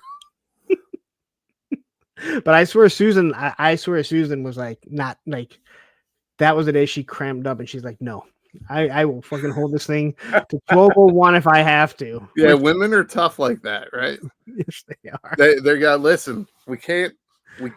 It's got to be a separate day. Matthew wants to know, what Mezco figure can I get on Mom's Day or Mafex? But yeah, no, I understand what you mean about, Father's Day. You grew up without a father. Yeah. Well, technically you did. He just left. Is he still alive? Do you know? No, he passed. And what's funny is he tried reaching. I guess I guess he knew he was sick, and he reached out to me, like I think like 6 months before he passed, and I was like, "Nah, I'm good." It's kind of cold. My sister did meet with him and everything, but or no, I'm sorry, she didn't meet with him, because he only reached out to me for some reason. So it could just be at the time, like the technology or the information wasn't really available. Yeah. So somehow he found out, or my aunt, his sister, found out where we lived, sent a message, and then I was like, oh, I'm good. And then later, my sister found out probably about a week after he had passed, and she was pretty upset about it. And I was like, yeah, I'm sorry for your loss. I'm sorry for your loss. I know it sounds awful. No, it's listen, I have kids, and I can't imagine not being with my kids. So this is what I have to say on that. it is not our job to be there for our parents. It is our job to be there for our kids. Right. And I fully believe that. And if our kids feel like we've done something, it's not their job. I guess it depends. I mean, if they become like, crack whores and they're stealing all your shit, then they need to apologize. Your kids. Yeah, like Not if that's your not yeah, no, well, your parents do. But like, so I have a buddy, and he never knew his dad, and then he said that his stepdad raised him, and he said one day someone comes over, he's at work, and he's like, "Your dad's out there to see you," and he was like, "What?" And he's like, why is my dad here?" And he's like, "No, like your real dad." And he said he kind of came around the corner, and he was like, and he'd seen pictures of him, and he's like, he goes, "What do you want?" And he was like, "I just had to come see you." And he was like, "I don't really want to have anything to do with you. I don't." He's like, I grew up my whole life. You haven't been here. Mom remarried. Yep. He's the one that raised me. So, and he said that's the last time he's seen him. And then my buddy Tony that I told you about, the black Tony. That's how my kids know him. The black Tony and the Mexican Tony. Black Tony. We were skating all the time, and then neither one of us really skated like last year. And so we get together and we're talking. And he was like, "So I found out I have two brothers and I have a brother and a sister from my dad." And I went, "What?" And he goes, "Yeah." He goes, "This girl had messaged me on Facebook and was like, I think that we have the same." He's like, "I think we're brother and sister." And he goes, I avoided talking to them because I have nothing to do with this guy, right? Because I haven't seen him in years, so finally he reached out and he's like, "I don't know if there's something you want." And she's like, "No, he's a piece of shit." But he's a piece of shit, and neither my brother or I like him. But we knew that we had a brother, and we just wanted. They live in Chicago, It's like how good to know that he treated you the same as I guess he treated me. Yeah, well, what's wild is you kind of look at not every relationship works out, right? And like you said, the parents can be there for the kids, right? So it's the adults Yeah. that are making the decisions. So be there for the kids. So I don't know all the stories from when I was a little kid and what could be valid and what could be false as far as his involvement. Yeah. But I just know that I can't imagine myself not being there for my kids. So No. it comes down to the adults making decisions. I say to people I work with, to my kids, to my friends, we all make choices. Yeah. I say, and there's no follow up to that. I just say we all make choices. So you choose. You choose. It's choose your own adventure. We all make choices. So it depends on where those choices land you. I could be bitter about it. I don't think I came from a bitter place. I was just like, when I got that letter, I was just like, I'm good. Like I'm good where I'm at right now. Some people need that closure, and other people already have. And I this is one thing I hate, especially when people lose a parent or something like this. I always tell people, don't let someone tell you that you're handling it wrong. Right. As long as you're not being destructive to you or your family, everyone handles things differently. Well, see, so we talked about it earlier. So my sister needed the closure. Yes. And I was destructive growing up. So that's how I handled it. And now that I was in a different place, I was just like, sorry. No, listen, Roman is Roman. He's got the floor. He's licking and it's going to leave a wet spot. Well, bottom line is we all make choices. So Yeah. yeah. No, and again, like I never met my ex's mother, right? And I'd heard all the awful things about her. She has 5 kids, 4 from Susan's dad, right? And none of them talked to her. As a matter of fact, when Susan's brother died, his wife said, "Reach out to your half sister, let her know that Carrie passed away. But if for some odd reason she thinks she's going to come to the funeral, she's not welcome." The 2 siblings won't even talk about her. Susan was stuck with her, and and again, I had never met her. The kids have never met her. And last year, I think, she passed away. And I get a text from Susan in the morning saying, "Mother dearest died last night." And I text her back and I said, I know you didn't like her and you haven't talked to her, but are you okay? And she's like, "I'm fine. I just want my pictures." Because she kept all the pictures and refused to give them to the kids. Oh, wow. And again, a lot of times someone may hear something like that and they'd be like, "Oh, you're just putting up a wall." But that's not a wall. She had shut that part of her life off because of who her mom was, and how she treated her. I had heard numerous things from her dad, and even from like her brother. Well, her brother never would even speak. One brother would. The other one, like, and I talked about, I would nag. And the one brother, he'd act like he'd never even heard of the woman. Like I was talking about my mom or something. Well, it's funny that you say that because that is the rarity, right? Is that the mom disappears. Yes. So when I say Father's Day, even now is like something that I don't want to say uncomfortable. It's just not on the same level of Mother's Day is. That doesn't mean anything. I've met so many guys that are single dads that are freaking fantastic fathers. Yes. So I never want to take that away from any single parent. When you have to do, I don't want to say both roles. The kids know that you're mom, that you're dad, but when you're taking on the responsibility of 2 people, That's what Susan used to say about Emily, my stepdaughter, because she raised her for 5 years all on her own. Yeah.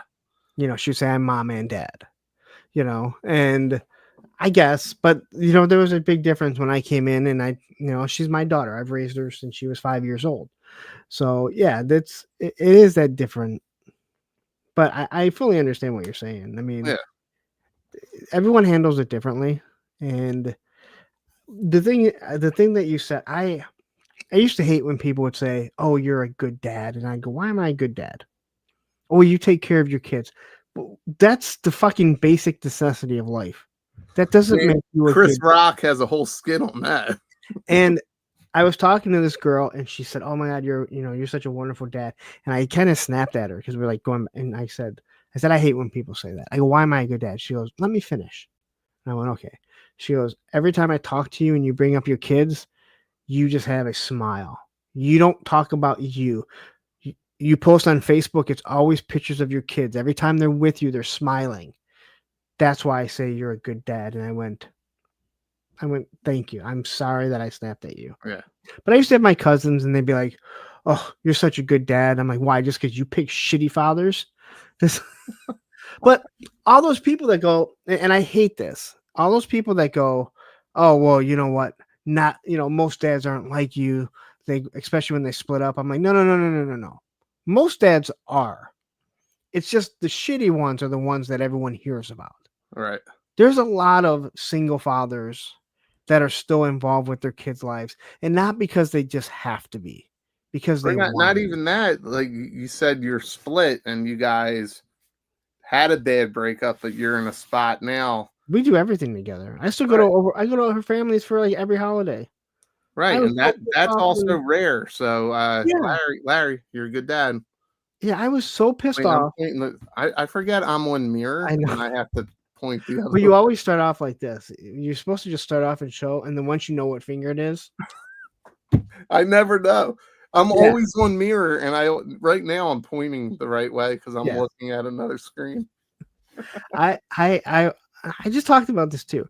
I remember because when we first split up, it was really bad for probably the first 6 to 9 months. But I remember my dad wasn't home. She had him for Thanksgiving, and I was doing nothing. And she said, "What are you doing for Thanksgiving?" I said, "I'm not doing anything. My dad's out of town." And then she says in front of the kids, I talked to Beth, Carrie and Beth, that's her brother and sister-in-law. They said, "Why don't you come over?" And then the kids asked me. And even to this day, all I can think of is like, God damn, I just wanted to sit fucking home and do nothing alone on this holiday. But now, like, kids are like, all like, "Oh, why don't you like?" And from that moment, I was roped into like every holiday where I'm like, I was looking so forward to that single father. Hey, I have them every other holiday, but these holidays, I get to sit back and do nothing. Yeah, I'm that guy. Yeah, but I mean, we're all human, and I think that once people realize that, right, you can get past being a nerd or whatever. Like I heard so many stories last year at Joe Fest, and such a good dad card revoked. But everybody's got their moments, right? Everybody's got their hang-ups, whatever it is. But that is what's cool about G.I. Joe and Joe Fest, and you realize like how much people you have more in common than you don't. Yeah. Right. And it may be a silly hobby to some people, but they're just using their other interests to connect with other people. Yeah. Right. So we all have different interests and shit like that. So whatever. Jim Smith says, "My wife took off when my daughter was 2 and never saw her again till she was 20. I don't understand that. I mean, Jim, my brother-in-law raised his daughter on his own. So yeah, like the story, like with my ex, they had 4 kids. Somehow her dad got custody of 3 of them. Susan was the youngest. She got stuck with her mom. To hear the stories is awful. And then one day her dad drives up there and says, "You're coming with me." Clothes on her back, nothing else, no toys, nothing. She had a horrible childhood, and that's one reason why she doesn't understand the whole toy collecting, because she didn't have anything. yeah. Now, I still don't understand how the courts gave her dad custody of 3 kids, but not all 4 of them. Like, still blows my mind. And even he says, I don't know, but that's what they said. And she had a horrible childhood. But when you hear, again, especially the mothers, because you have that mother instinct, and it blows my mind. And then to top it off, I know I mentioned this before. Susan's brother played professional baseball. So here's a guy that's pitching in the major leagues for real teams. How do you watch that? Like, you can't tell your friends, like, "Hey, that's my son right there." "Oh, really? Wow. You have any pictures with him?" "No, he hates me." Well, guess what? We all make choices. That's exactly it. We all make choices. We all make choices. He made a choice for his son to hate him. So let me ask you this. When did you get back, like, really into toy collecting? I know we're way off, but No, yeah, it's all right. We're circling back. Yeah, it's I think a lot of people either hear or that watch any of our channels, COVID, right? We were all home. A lot of people rediscovered their childhood, collecting and things like that. So it was my birthday during COVID. My mom found a couple shoe boxes full of G.I. Joes. At that time, my kids had found, I think, my first classified figure was Cobra Commander. So like number 6 Cobra Commander. Yeah. And they found it on GameStop.com, I think, and they got it for me because they knew I had a few Cobra Commanders, right? And so it was getting my O-rings back, getting that, and then I discovered, oh, classified is kind of cool. They're updated versions of what we had as kids, and that's what got me back into it. And then I started pulling out like my Star Wars stuff and everything like that because we were all stuck at home for a while. I refurbished my BMX bikes, so that was like collecting on its own. So yeah, that's really what got me back into it. I missed the pandemic. I think a lot of people do. I've told this before. I'm like, my kids were younger. They went back and forth. You know, we spent more quality. I was still working under the table and still making all that other money. But I was skating all the time. And I skated with certain people. And because I knew the park owner, I was able to go skate at the park. Just be me and a few of the other guys. And I'd post videos and people would be like, the park's open. I'd be like, kind of. Yeah. You can't skate it, but I can. Did you wear a mask? No, because there's only a few people. You mean at all? No, I just meant when you're there. I mean, when you're outside, doesn't matter. I grew. I'll tell you what. I grew this beard. I didn't have a beard before, when everything shut down. I grew this out of COVID. Wow. And I purposely did it so that the mask would look like it was a horrible need for Brazilian wax. Because that's what it felt like. It felt like there was like a bikini bottom on my face. And I was like, I told my wife, told my kids, I was like, I'm just going to let this keep growing. So it made it, the beard made it all the way down to here. Oh, I've gotten it cleaned up since. hey, that's clean. Tony, do you hear that? That's clean. Yeah. Like so much food and pizza in that at Joe Fest. No. I was like, good Lord, take a shower. Wash that shit out. Here's a brush. I didn't get food in this. We went out to I did. It's a professional it. courtesy. It's like when you're hanging out with your friend and you know he's trying to hook up with the chick, right? And you're like, dude, there's something in your fucking teeth or your breath smells. It's a professional courtesy. You tell your buddy. So if I had food in my beard and you didn't fucking tell me, that's a fucking problem. All right. So that's what kind of forced you, or not forced you, but we got you back into collecting. Mm-hmm. And then you didn't start off on YouTube right away. Because I met you before you did anything on YouTube. Yep. You had started posting on Instagram. Mm-hmm. All right. And I've told you before, you did things that really drove me nuts. You would post a lot of clickbaity stuff. But you told me the reasons why. Like you got stuff that was Target exclusives that were not from Target, but you would leave Target bags in there. And it drove me nuts. And it wasn't to drive you nuts. Well, I know, but again, I didn't know you really. I mean, we had talked, but then when you kind of tell the reasons why you would do that. Because one, we've talked about fucking around with people, sense of humor, Andy Kaufman style type of stuff. So to me, it was always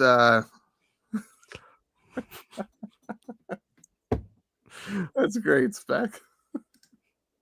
Yeah, to me, like I was doing, I would say toy photography. I was enjoying it, but I was getting stuff early during the pandemic, and it's because I have coworkers that travel. internationally. They were grabbing stuff. They were fellow collectors.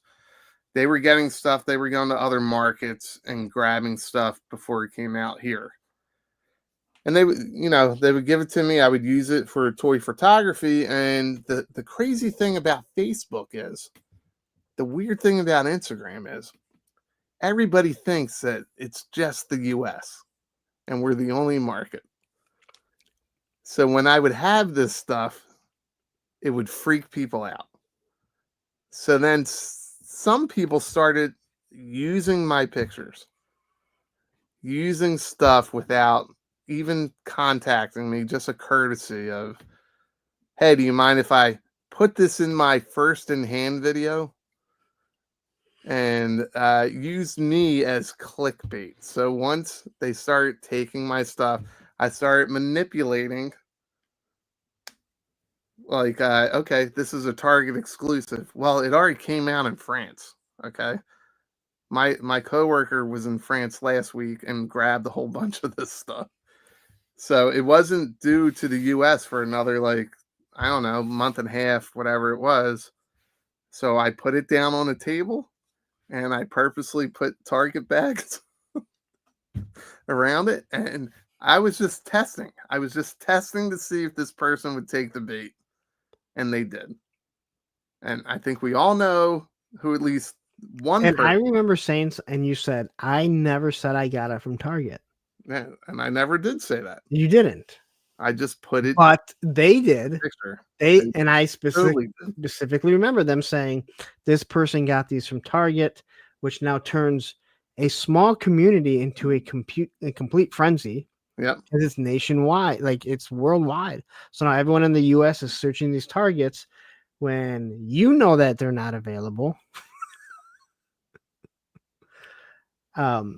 So it wasn't really to upset the community. It was just to see if a certain shark would circle that little island.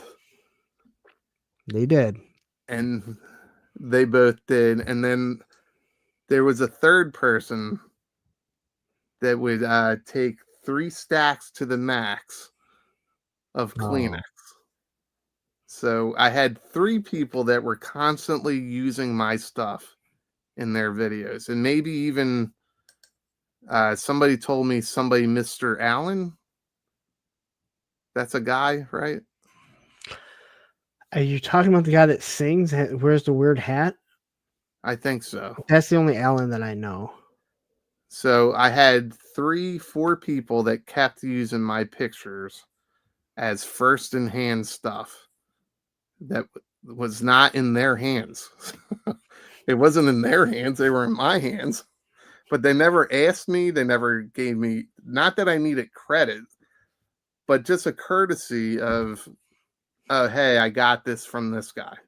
And they totally took my stuff. They took the bait. And unfortunately, a lot of people would wake up the next morning and run to Target but you said it, and you were the one that told me, and this is where I got not the idea, but this is where I realized, now you put a watermark on everything. All right. You put a watermark on everything. You were actually the one that reached out and said, hey, I don't know if you need this, but you can put a watermark on all your videos. Yep. And that's the reason why there is the watermark right in the corner. You'll see a punk with toys. Now you can also click that if you're not a subscriber, and it comes up and it lets you subscribe. But that's the reason why I put my logo on every single, unless I'm trying to do a really nice picture, but the stuff that I do, you put your logo on it. And if you're going to do something, make sure you put your logo in a place where they cannot crop it out. So a lot of people may not know this, but there's a lot of pictures out there that are on some of these videos, and it either has my face hidden in it, or it's got it's before BaldyLockz, so it might have Zen. Yes, you have Zen all through it. All through it. Serpentor, wasn't it? Serpentor? Serpentor. So somebody gave that to me, and I was like, oh, that's awesome. I was like, can I share this? No, don't share this. I said, okay. And then finally, like it was like a week and a half later, they're like, you know what? You can share it. And there was a lot of things that you told me that you had that I don't even remember if you told me what you had, but there was a bunch of stuff that you said, I have certain things, I know certain things here. And then it'd be like a week later. There was a couple times you hit me up and you're like, hey, watch out at like 9 o'clock and we're going to be dropping something.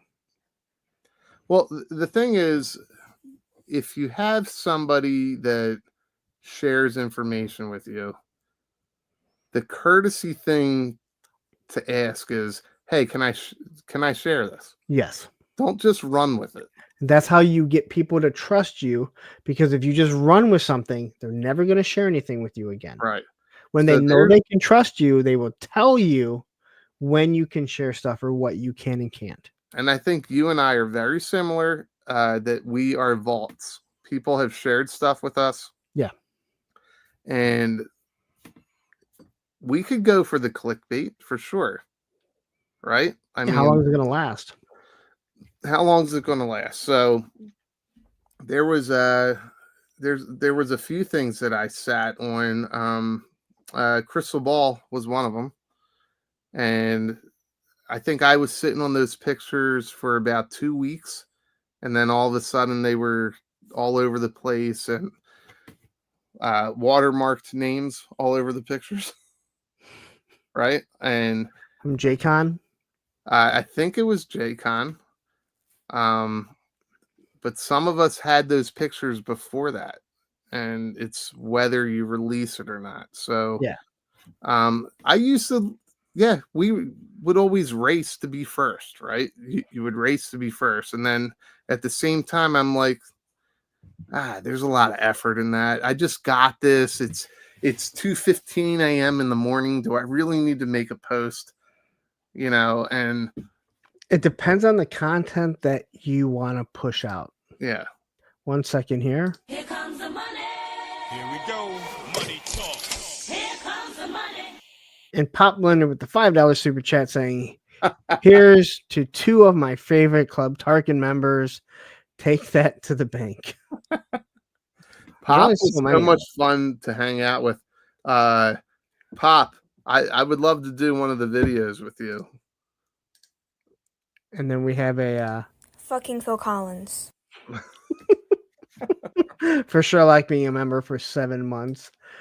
Again, that was one of the things that with certain people that don't like me, and they said that I was doing false copyright strikes. I don't do that content. I don't do news bursts. Like every now and then you'll see me when something goes out, me post it on, on Instagram. But by that time, 100 other people have already posted it. Yeah. I don't do 2 or 3 minute videos trying to break news. I talk about the news on Monday. And again, that may have been out for a week already. Yeah. And but if people want information, they don't mind waiting. Because I work. I actually have a job. Yeah. And a lot of us do. And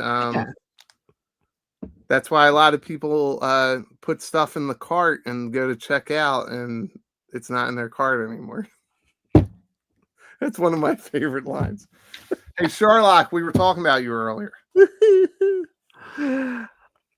And Pop Blender gifted 5 Punk with Toy memberships.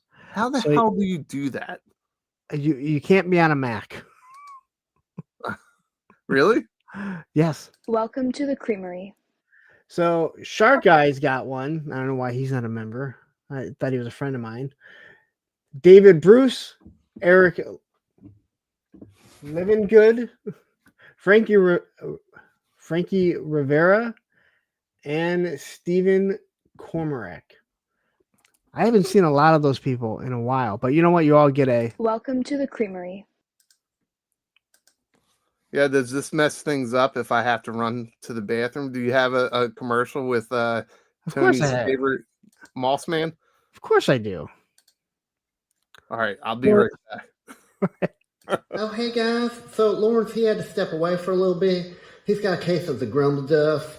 So he asked me to kind of watch over a stream. He put me in charge of of y'all. He said to me, "Oh, Moss Man, I have a case of the grumble dust, and I need you to watch myself for a little bit so nobody leaves and finds out that there's more interesting things to watch on YouTube.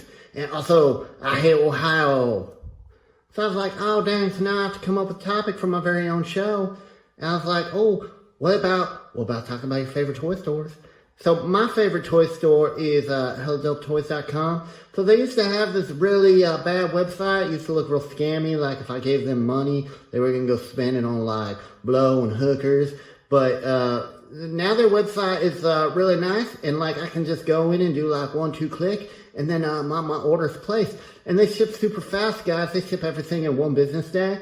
So like I get all my toys first. So when I'm out there on the playground and all my friends are like, oh, dang, Moss Man, where'd you get that action figure? I still have to wait 17 months for mine. And I'm just like, well, I went to HelloDopeToys.com and I just pushed the buttons and then they shipped it out to me. And the packaging is so nice, guys. Like, I opened up the box and I thought, oh, I don't deserve this. I don't deserve this kind of packaging. It's so nice. But then my trash can gets full because of all the packing stuff. And I was just like, oh, dang, I just changed the trash. But now I gotta change the trash again.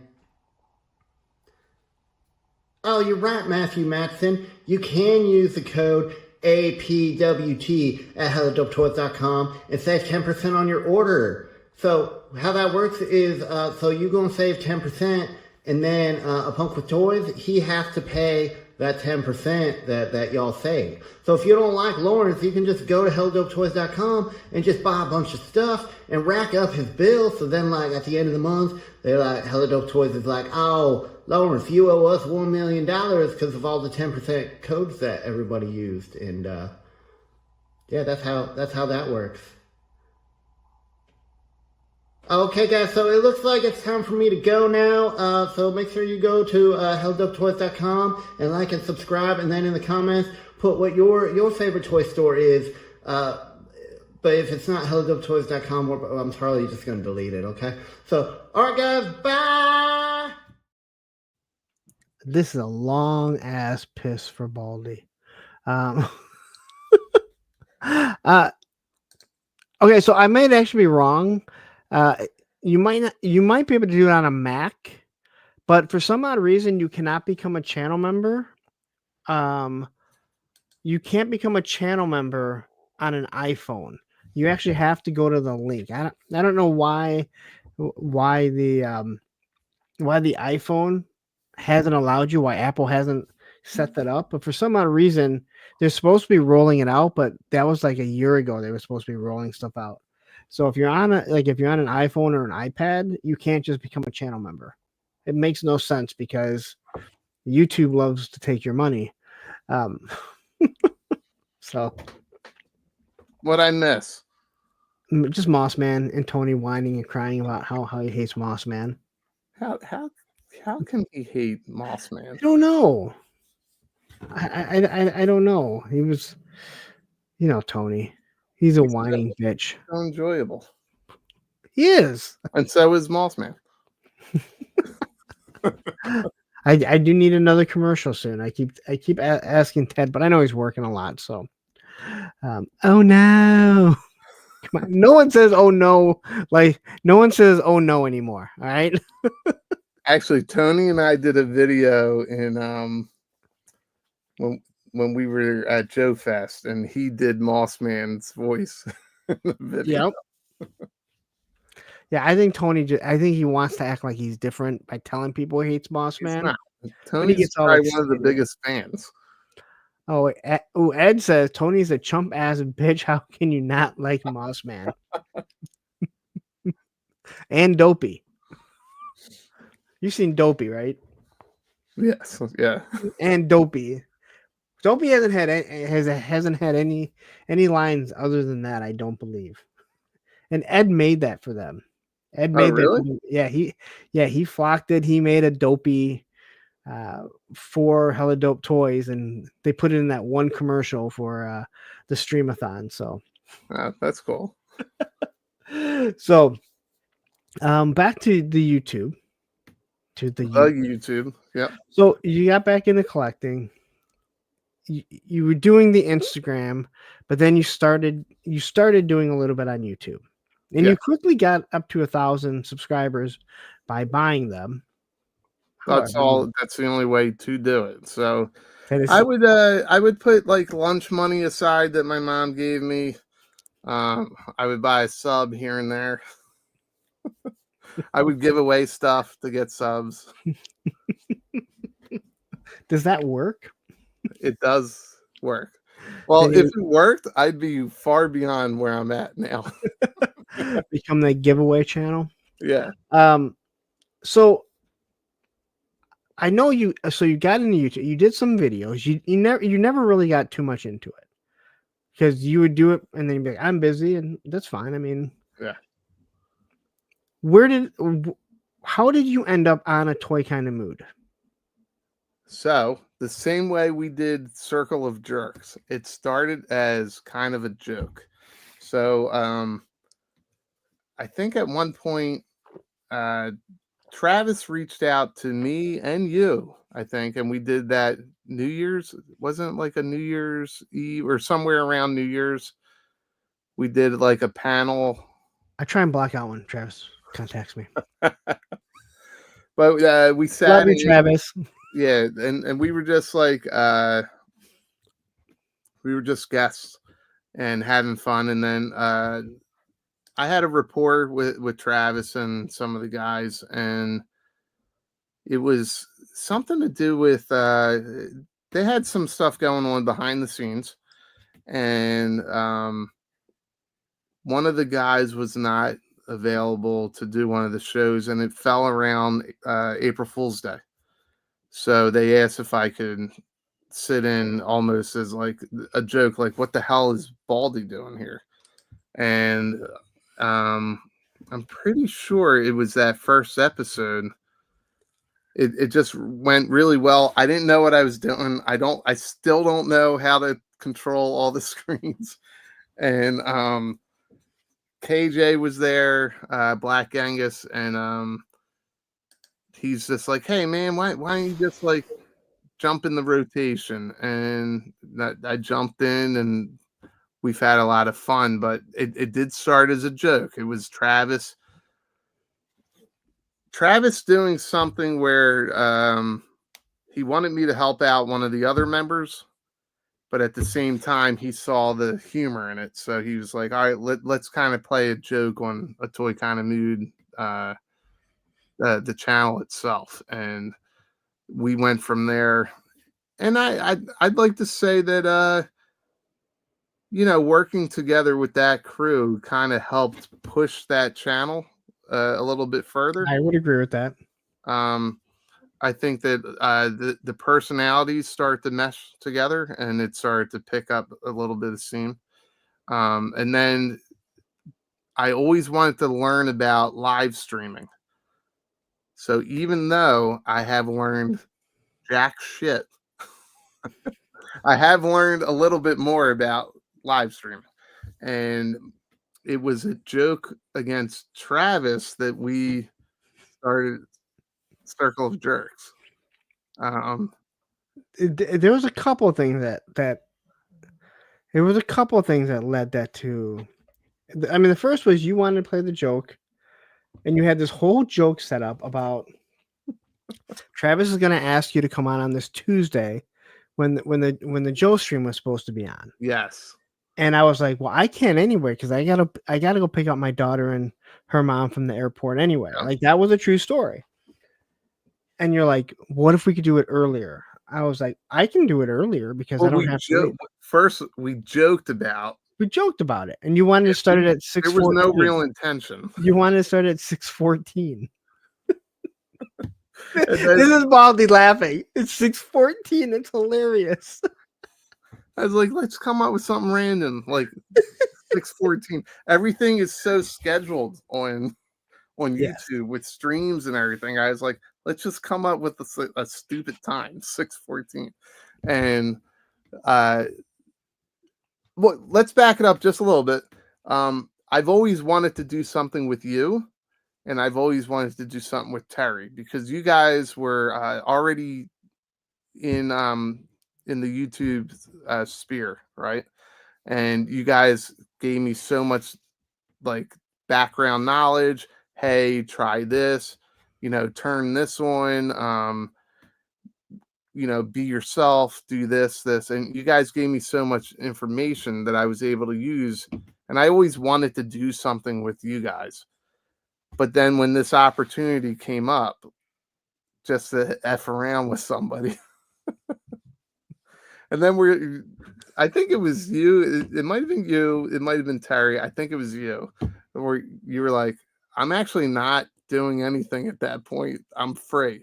Let's just do it. Yeah, because when they canceled the stream, you were like, man, I really wanted to do this. And you said something like, I still kind of want to go live. And I'm like, well, I already freed it up. I'm going to be home by 6:30. Let's just go live. Yeah. So we just went live, and then we agreed that we would go live again when they actually do it. Right. So was it the four of us right away? I think it was. Yeah. Yeah. So it was the four of us, I think, right away, and we just did our stream. And then you had this idea that your mom was going to interrupt. Oh, I'm peeling back the sausage. It's all right. I think people have learned it. I think people like it now. I think everyone's looking for when it's going to. And I'm just gonna say the comments never get old when they go, "What the fuck just happened?" Yeah, I don't think anyone was expecting it last Tuesday. So it started that way, and then the next week you guys went and did a live with you, Bobby, and was Bobby be on it? Oh yeah, that was something. That was just separate. That was for the music. Yeah, so the Cold Slither stuff dropped. It wasn't the same time. We just went live. But it was Debo or Derek. Derek. Yeah. But then what happened was it was like the following week, Terry had said, "Hey, do you guys want to go live today?" And it was Sunday. Yeah. And we were like, I'm busy. I can't. And I said, I can do Tuesday again. Yeah. And then it just it happened. And then I was like, we can do it every week, every other week. Because if one of us can't make it, it's not that, like, if I can't make it, because obviously I'm live the night before, it doesn't matter. There's still other people. Yeah. And then next thing I know, I'm doing 3 live shows a week. Well, it's a good crew. I think we all know each other. We're all able to have fun. And yes, I had plans already on Tuesday, and it's not about holding down the fort, right? It's about just we're truly just enjoying hanging out and going over these topics. It's almost like we've kind of handled, I guess, what would be like cynical topics. Right. Not Rachel says if Baldi can do a show with AOL and Net Zero, there's hope for the rest of us. You know what's funny is my mom has not needed the phone at all tonight, so the line has been mine the whole night. She said next year for my birthday I might get my own phone line. I had my own phone line as a kid. But yeah, I mean, I don't know if we need a topic per se every week, but it's more about there's just so many cynical things out there in collecting, not just G.I. Joe, but in general. Oh, yeah. Where we're kind of poking fun or saying, okay, this is truly what you believe, but here's the reality. And we're trying to have fun with it. So I'm hoping that some people kind of like, I don't know, take it with some humor and just life is too short. Don't take it too seriously. Like there's people that take all their hobbies super seriously, and that's fine. But don't attack other people. It's freaking insane. No, and I think with that and I was very upfront. I'm like, as long as I don't have to do anything. And you probably notice when you're like, hey, everyone send me something for the slides. I'm working. Yeah.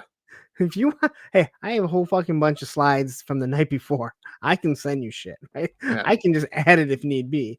So you guys kind of, and I'm like, if I just have to show up and talk, that's perfectly fine. Yep. And it has nothing to do with this. And we didn't try to emulate it at all, and I don't think we are. But if you look at what Jerk and Gaines do, their show is popular because they're not taking themselves serious. They're having fun, and everyone sees that the guys they have on that show, they're getting along, and they're just laughing. And it Gaines isn't this jumped in with us on a win. And it's not this structured. And again, there's a time for structure and there is a time for not. Right. You know, my Monday show is kind of structured. Like I have it structured how I want it to go, but let's be honest, it is off the wall because I have 3+ hours to fill. Right. But I feel like that's kind of where we're at. Like when everything goes awry with the slides or whatever, like no one's mad about it. It's not like that with every show. No, and that's fine because certain shows are set up like that. No, I like that. I was watching freaking when Adam jumped in and he very poorly dressed like me. I was dying.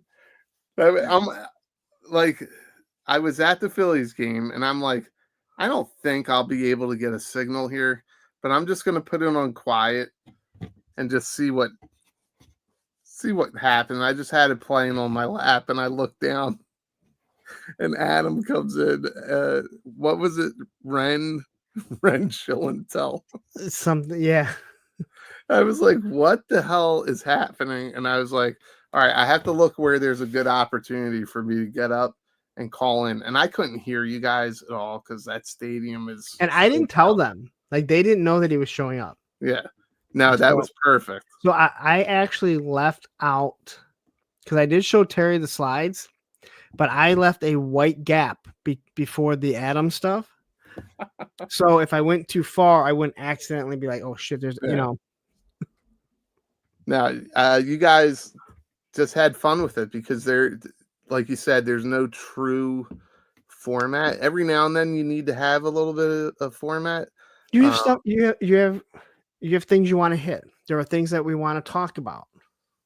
And there was some surprise stuff like the Dreadnoughts. Slither, like yeah. actually seeing the stuff. Yeah. And I added because when I converted what you had, I converted to PDF. So I switched the slides just a little bit because you had a specific order you were going to do things in.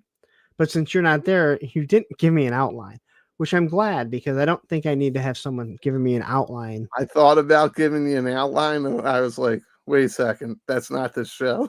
And you know I'm not going to follow. That's why. So when I'm watching it back, I'm going, well, it made sense in my head, like the Max Spidey and all that stuff. I included it because other countries got it first. But you guys went to it and you're like, I don't know why the fuck this is here. I had no idea. And it made it so much better. I was like, that is perfect. Tony says we have enough format with ATKM. What is that? I've never heard of that show. Atcom. I know there wasn't one this week. Go to that last comment there, Charlotte. I'm just bummed that I had to watch 3 hours of this to hear my name. We said your name a long time ago. Yeah. And I still don't know what Baldi was trying to say. Oh no, that's Charlotte introduced himself. He was This is gonna sound like a love story, like a romantic story. He was across the bar and we caught eyes. And he was by himself. And I was like, dude, come over here with us. And he hung out like it was just, we had a blast from when we first met. So he came over and he hung out with us pretty much for the rest of the weekend. Let me ask you this about. before we wrap things up, and I don't want you to say any names. Was there anyone that you met that you were like, I just cannot wait to ditch this person? Myself. No. See, I didn't have that feeling at all. Like there wasn't anyone that I was like, oh, I just need to get away from this person. Well, I think about day one of Travis being drunk was pretty fucking annoying. I'm 100% honest. And I think Travis realized it because he didn't get that drunk after that. That day one, he got really toasted early on. He sobered up shortly after that, but yeah.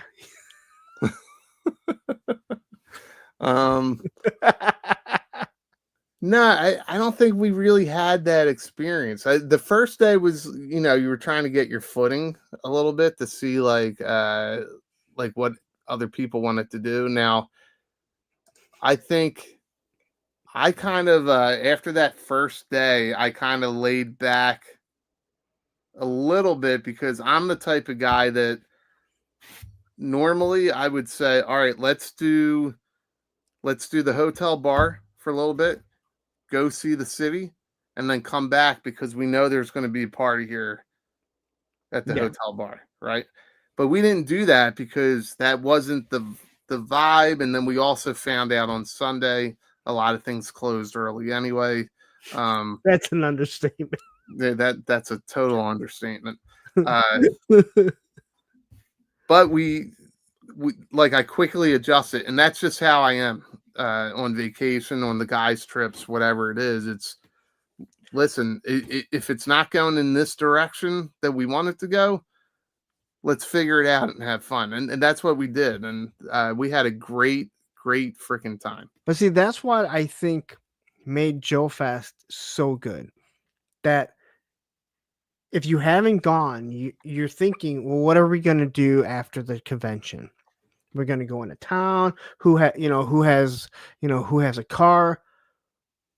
You don't. You go to the lobby. They don't care because the whole hotel is booked for Joe Fest. Yeah. They let you hang out in the lobby. They let you be loud because no one's causing problems. There's a lobby on the lower level and up on top. We didn't really go up on top too often. Right. The people on top are much more mellow than us, I believe. Would you agree? They were mellow, but they could hang too. Oh, and I didn't say that. They were just more mellow. So there wasn't this feeling like, oh, you know what? We got to get out of, we got to go get something to eat, go find something to do, right? And I think the other thing was because you're at the hotel. There's no one's driving home other than people that didn't realize to stay in that. And again, I would not have realized staying in the hotel was the right thing to do. Right. But your biggest thing is you have to walk, which don't get me wrong, by 3:00 in the morning, the last thing you want to do is walk to your hotel room, but it's better than getting in a car or even walking 2 blocks down. You're just walking down the hallway. But no, Ed did a fantastic job with picking that location. You know what I mean? Because the staff was just fantastic dealing with everybody. Nobody got out of hand. No. There was no drama. There was no fighting. No. And I truly do believe if you went there by yourself, you have no friends, you've watched YouTube, so you know some people, you're going to make friends. Yeah. Right? I could have gone by myself. I guess I'm the wrong example because everyone knows me from being on YouTube. Well, you're famous. Yes, I'm one of the larger Joe tubers. Yes, exactly. Which makes me very unfamous.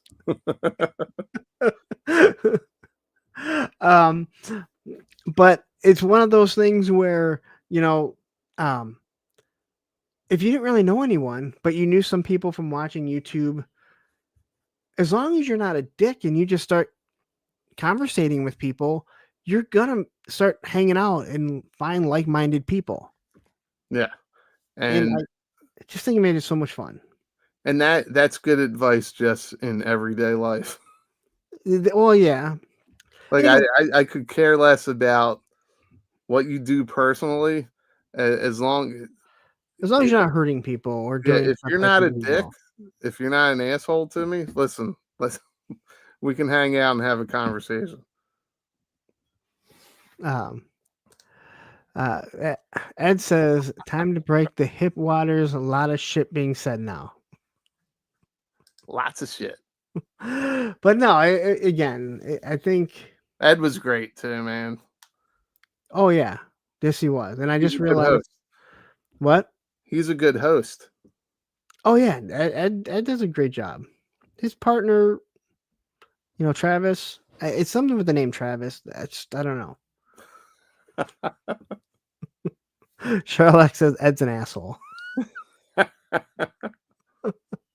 But yeah, I don't know what Liam says because Liam isn't part of the community. Liam puts out a G.I. Joe video that he says, but he's not part of any community. Who's Liam? That is the Island Viper. Oh no, wait, that's the other guy. Viper Island is Liam. He's not part of the community because you have to conversate with people. You have to converse with people to be part of a community. Yeah. Or you're just putting out a TV show for people that dude was the biggest disappointment, man. Because at first, when I discovered YouTube, a lot of people did. And I was like, oh, this guy's enthusiastic. I like where he's going. And then all of a sudden, I'm like, wait, this fucking guy? he was posting shit, and now he deleted all these videos of all this shit that he fucking told us was coming. And yeah, I never said Dr. Mindbender was coming with the target. Yes, you did, you fuck. And the reason there's no receipts is because nobody thought to record that shit like a few years ago, right? Like nobody thought. Whatever. That guy. It wasn't just. It's not that I'm mad. It's not that I'm mad, Liam. I'm fucking disappointed. Your mom and I aren't mad at you. Just very disappointed. I'm disappointed, man. Go ahead, use this and blur me out in your next fucking video. Hey, this will be easy for him because he can put us both up there. Yeah. And then he won't have to cut two.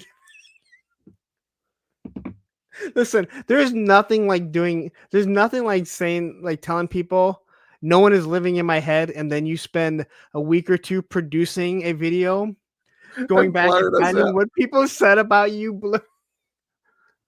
No one is living in my head. Let me show you. It's not like you just went live and you started bitching about someone. That's what I've done, right? It's just like, whatever, dude. Liam, I'm disappointed. You fuck. You know what? Again, you can say that it's pointless, and I would agree mostly, but there are times that if someone says something about you, especially if they're lies, you have to address it. And I will say once again, why one person decided that this was the guy you're going to fuck with, thinking that I'm not going to say shit, still makes no sense to me whatsoever. You picked out all the people and you're like, this is the guy that I should say that I should lie about because he's probably just going to cower in the corner. Yeah. But let's wrap this up. It's been almost 4 hours. Yeah, I told you I give you 90 minutes. Go ahead. Let's go. Tell everyone what your plans are for your YouTube channel, Instagram, social media. What plans do you have? I mean, other than having an amazing show, way better than a Toy Kind of Mood. Well, it's not a comparison because they're not the same style show. But I know, but I'm also not on one of them either, so it's not nearly as good. The streaming is still very new. I actually have a ton of ideas, and it's just I'm what my doctors have diagnosed me as, a procrastinator. Oh, you're awful. I'm awful. I have so many great ideas. It's just the actual my time management needs to be worked on. So I'm hoping to find a groove.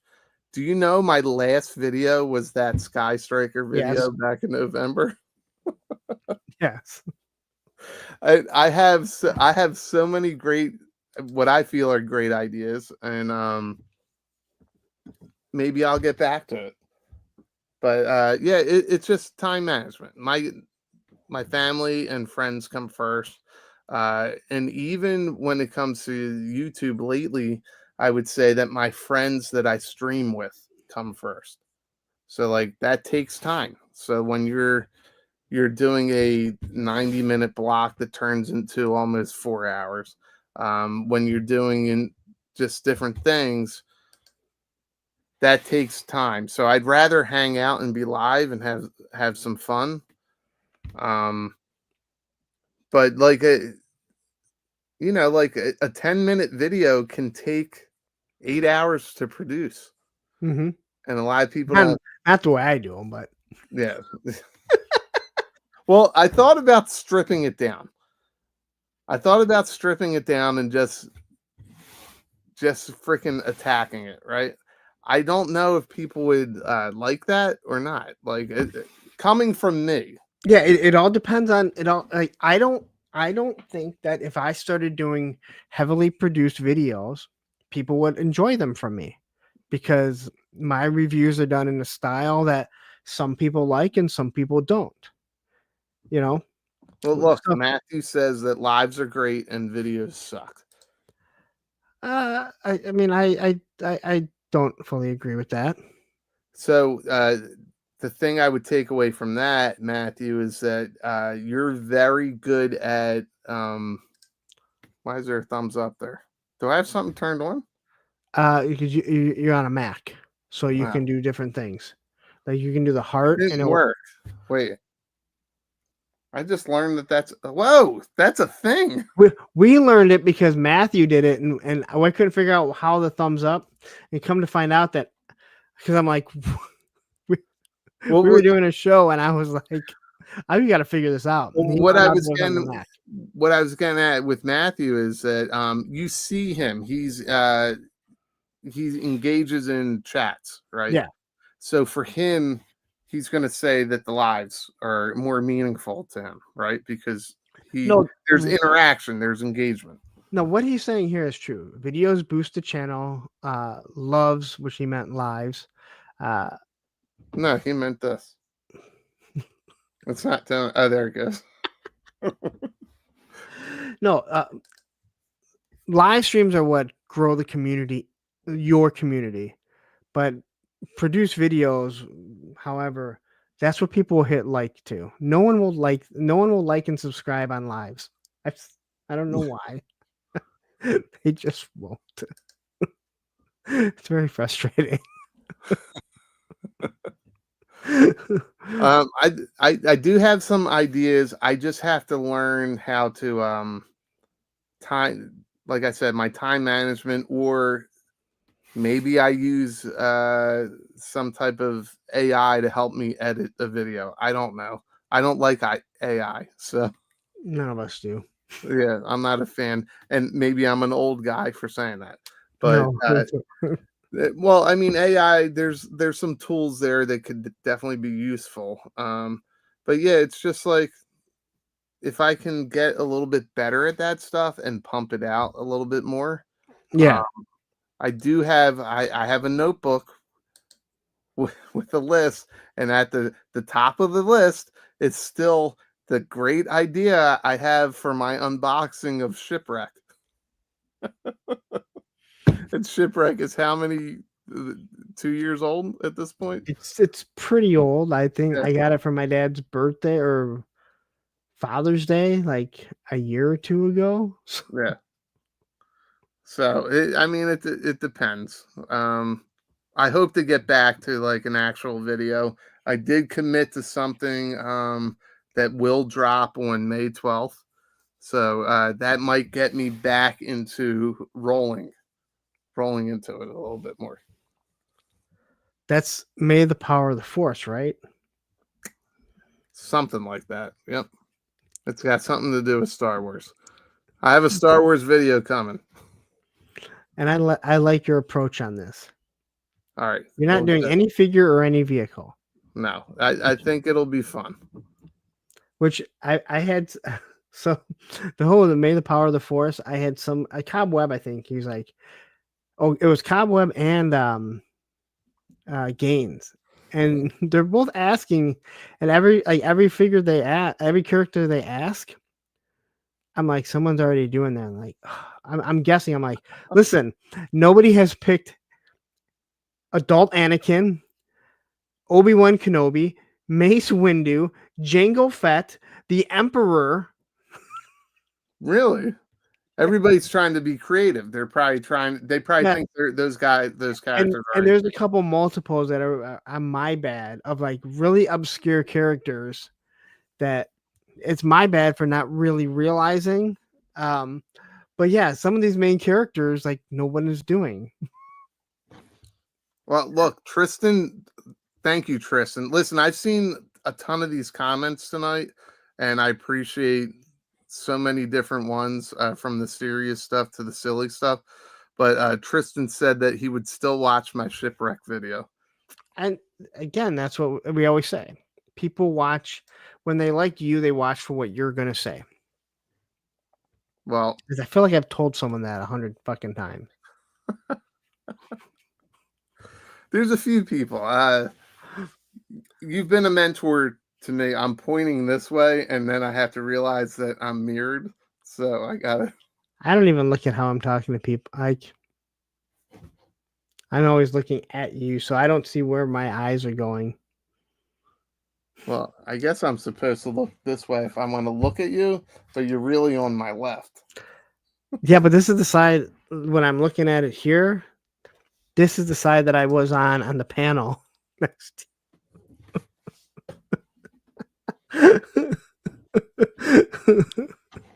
Oh my god. Anyway, Sherlock says Punk's too big to acknowledge the people. Did I acknowledge people way more than almost any other channel? I will say that is definitely your strong suit. And tonight I have been looking at the chat, but I'm like a kid seeing something shiny go by. I have such a hard time focusing on it when we're streaming. That was one of the things I remember Matthew saying to me. I think it's easier doing it solo. And the reason why I say that is because how can I be reading the chat if I'm asking you questions and you're telling me? Then I'm ignoring you. All right. Well, see, that's the thing that you're good at. You're good at engaging, and that's why that works for you, the solo show. Because you can engage and have a conversation with your audience, and they feel like, fuck, Larry's listening. I talk to myself all day while driving. I'm really bad. But Matthew told me, he said, you got to stop reading. He goes, you got to stop reading. He's like, you're reading the chat too much. And he said, ignore the chat. And I don't mean ignore, but sometimes I would highlight something and read it. And it's during a conversation they're having with someone. And then you start trying to read back and trying to figure out what they were talking about. You can't do that because the people I saw that a few times. I see it on a Toy Kind of Mood, and I'm like, it still I'm happens. like, that response is fucking funny. Let me scroll back up to see what it was too. And yeah, it still happens to me. A Punk with Toys, you need that acknowledge me clip. What is that from? What's that from? I know which one he's talking about too. I feel like I know it, but I just can't. Acknowledge me. Man, send it to me later. Because you know what? Lone Dragon wrote Squirrel. Yes, that is the story of my life. Oh, believe me, that is. Oh, it's Roman Reigns. Okay. I don't like Roman Reigns. But I'll see what I can do. Everyone else does it. Maybe I need to do more cool things like that too. Get the engagement going. Actually, but anyway, I have a great idea for a live engagement show, but we can't do it at 6:30 on a Tuesday. Well, we can do another show. It's not like I can't ever go live, but I gotta find. I do other things, believe it or not. I don't know. Can't do 4 hours though. I can't believe we did 4 hours. I'm gonna catch shit for this. It doesn't even feel like it though. That's what I'm saying. Like everyone that's like, I can give you like 90 minutes. I'm like, all right, we'll see. Yeah. We'll I had see. a good time, man. A lot of great comments, and It's my fun. It's just- mom's not going to break us up, so you got to break it up. No, I do because I have to work in the morning. So do I. So anyway, tell everyone where they can find you, even though it's in the description. So the best way to find me is to go to the description, I thought you were going to say the yellow pages. or the yellow pages. Just do the walking. If you guys have the Donnelly directory, that might be helpful.